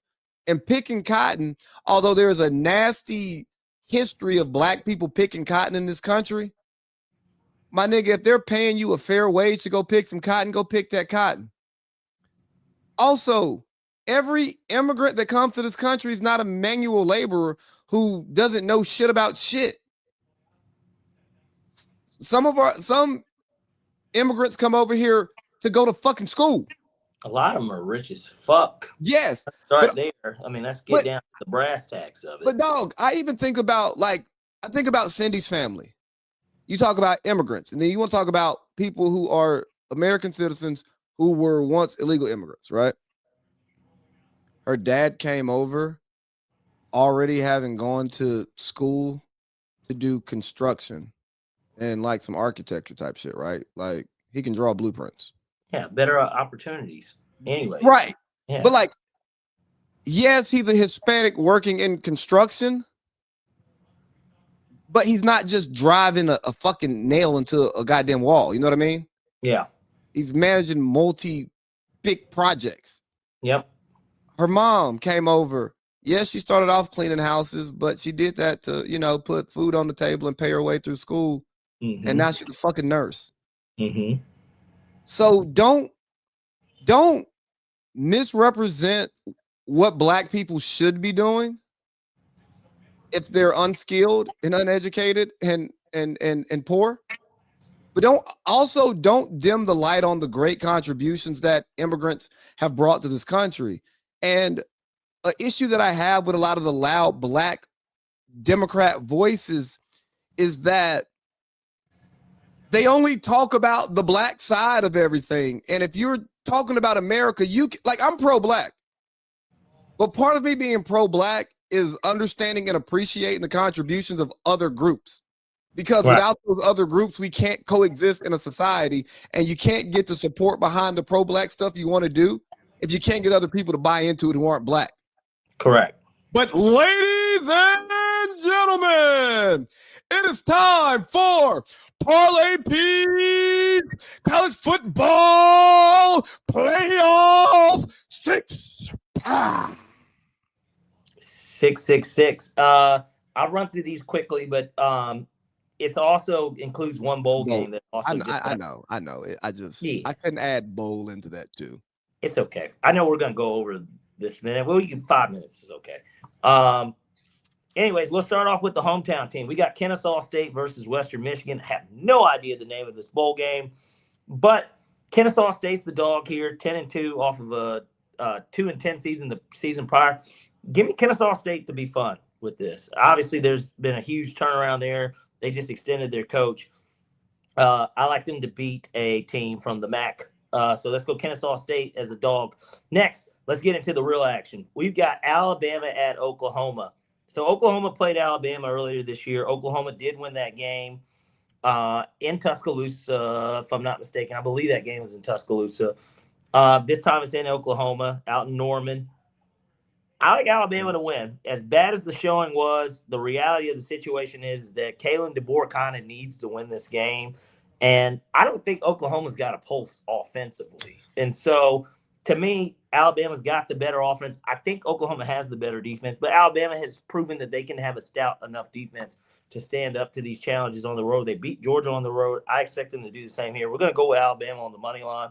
And then in the same breath, in that same game, I'm also going to take over 40.5.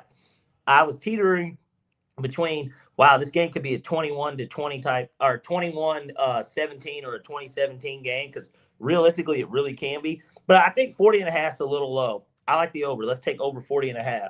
Next, we got the game that's going to kick the whole thing off. We got Miami at Texas A&M. I like A&M at home. Carson Beck going to Kyle Field. I don't see that really turning out that well, honestly. So I'm going to go with A&M on the money line. This is not an SEC bias, by the way. I just think A&M lost one game all year. They played one bad half of football against Texas, and that is the difference between them playing Florida versus having a bye. So, yeah, we'll go ahead and go with them. Then next, we got Tulane at Ole Miss. Maybe the most interesting game of them all. I didn't like the spread here. It was like 17.5, so I stayed away from it. We like the under. I like under 57.5. I expect it's a playoff game. I don't expect it to look like a normal college football game and it be high scoring. These two teams played earlier this year. It was like 45-10, which went under that total too. I expect the same to kind of happen here. So give me under 57.5.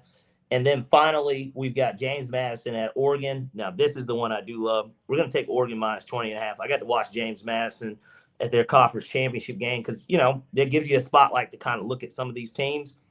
They're not very good, in my opinion. I mean, like, they're well coached, but that's Signetti's old team. For those that don't know, he built that program up to be the powerhouse that it is to a degree. I like Oregon at home to definitely mollywop them. All right, so we got KSU on the money line, Bama on the money line. We got that Bama and OU game going over 40.5. We got A&M on the money line. We got Tulane and Ole Miss under 57.5 and Oregon minus 20.5. Yep, that's correct.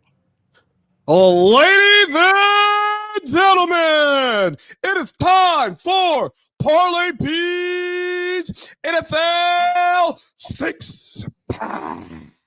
Sixers. All right, we'll go ahead and get into this, and we'll start off with it's a Saturday game. For those that don't know, the NFL is going to be on this Saturday. We get two games. One of them not so good. The other one should be a treat. So we're going to go with the treat first. We got the Green Bay Packers at the Chicago Bears. I teetered between this. This game's a pick 'em. So I didn't pick a winner. Instead, I looked at the weather and I said, you know what? I don't expect there to be a ton of points scored here. Give me the under 47.5. I think 27-20 is very reasonable. And that's if one of the teams scores a little bit more. I think that this game is going to be a slow-paced type of game. I know what the Bears want to do, and we know how the Packers will play. It's interesting because obviously we didn't even talk about this earlier, but obviously Michael Parsons out for the season, another ACL injury that happened this past week. Devastating to me for their Super Bowl chances. I still like Green Bay, though, as a team, but I like the under here. So we're going to go under 47.5. Next, they fucked me in the fantasy playoffs. Hopefully they don't fuck me on this six-pack. We got the Cincinnati Bengals at the Miami Dolphins. Now, I put this stuff together yesterday, honestly. I screenshot this stuff. I have no idea what the odds are now, but I'm going to go with what I saw. They had the Bengals at minus 2.5 at the time. I'm sure it's probably up to 3 or 4.5 now. Possibly even 5.5, but I got it at 2.5. So we're going to go Bengals minus 2.5. I like them whether Tua played or didn't play, but I'm certain that with Quinn Ewers playing, that number is probably a little bit higher. So, but we'll still go Bengals 2.5. Worst case, Troy was pissed in the fourth quarter. He's probably cold. You know, in those booths, sometimes those guys are still cold. Man, listen to him talk about Miami and that final drive. Troy wasn't happy. Look, Troy wasn't happy about the money he spent at UCLA. That shit left a bad taste in his mouth because Dante Moore left. But I digress on that. Next, so I scratched this one out because Drake London's playing. I was going to take the Cardinals against the Falcons. We're not doing that.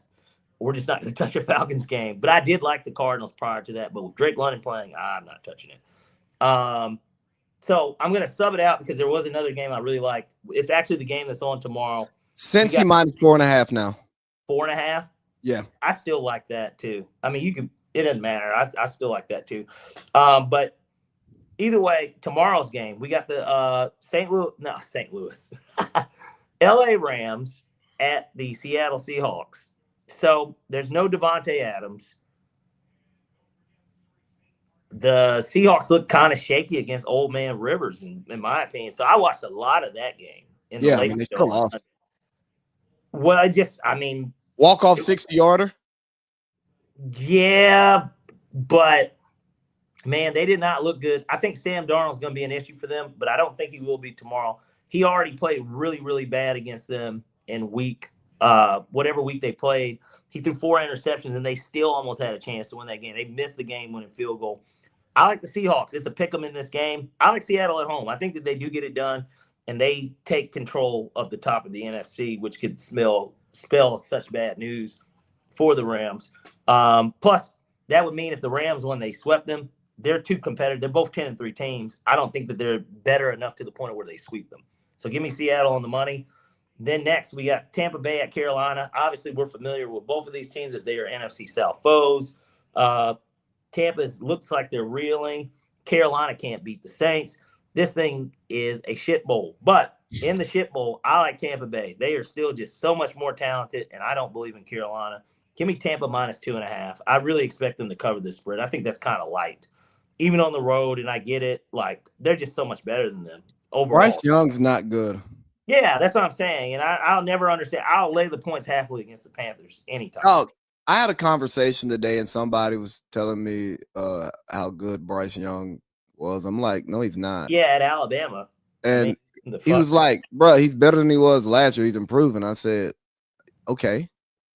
He improved. You know, you basically said nigga and? Yeah, nigga, F students become fucking C students, nigga. Yeah. Still not accepting into my university. Right. And so that's exactly why I love them at 2.5. That's just my expectation there. Next, we got the Jacksonville Jaguars at the Denver Broncos. Maybe the game of the week, sneakily. Certainly the game of Sunday, I feel like. I mean, I know Patriots-Ravens should be solid, but this is arguably maybe the best game of the week. Jaguars at Broncos. So they got this over-under at 47.5. I like the under. I don't think that the boy from Cartersville is going to be as explosive, certainly on the road in Mile High as he was against the Jets. Remember, that was the Jets that he played, guys. And I also think that the Jaguars' defense is good enough to where Bo Nix just doesn't cook. 47.5 seems really high. I like the under here. So give me under 47.5 in that game. And then finally, to close out the week, we've got a Monday Night Football game with Phillip Rivers.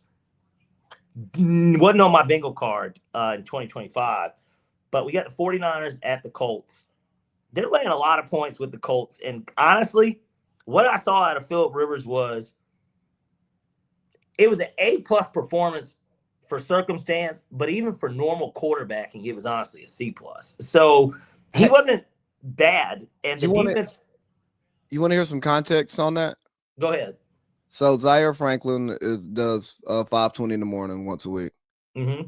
And he was talking about it. He was like, yo, like Phil and Steichen talk every week.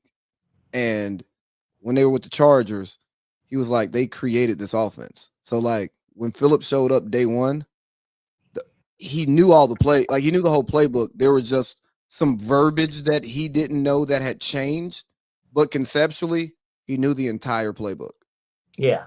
So between him creating the offense with the coach, still being able to throw a football, not being mobile, and being in constant communication with the coach because they have a great relationship, It makes sense why he came in instead of bringing in Colin Kaepernick, Shannon Sharp. Stop fucking pushing this stupid ass lib narrative. Hey, Cam Newton, sorry, I'm taking over this shit. Cam Newton, no, nobody's bringing you in. You don't know the offense. You have a game built on your physical abilities, not your fucking mind and your arm.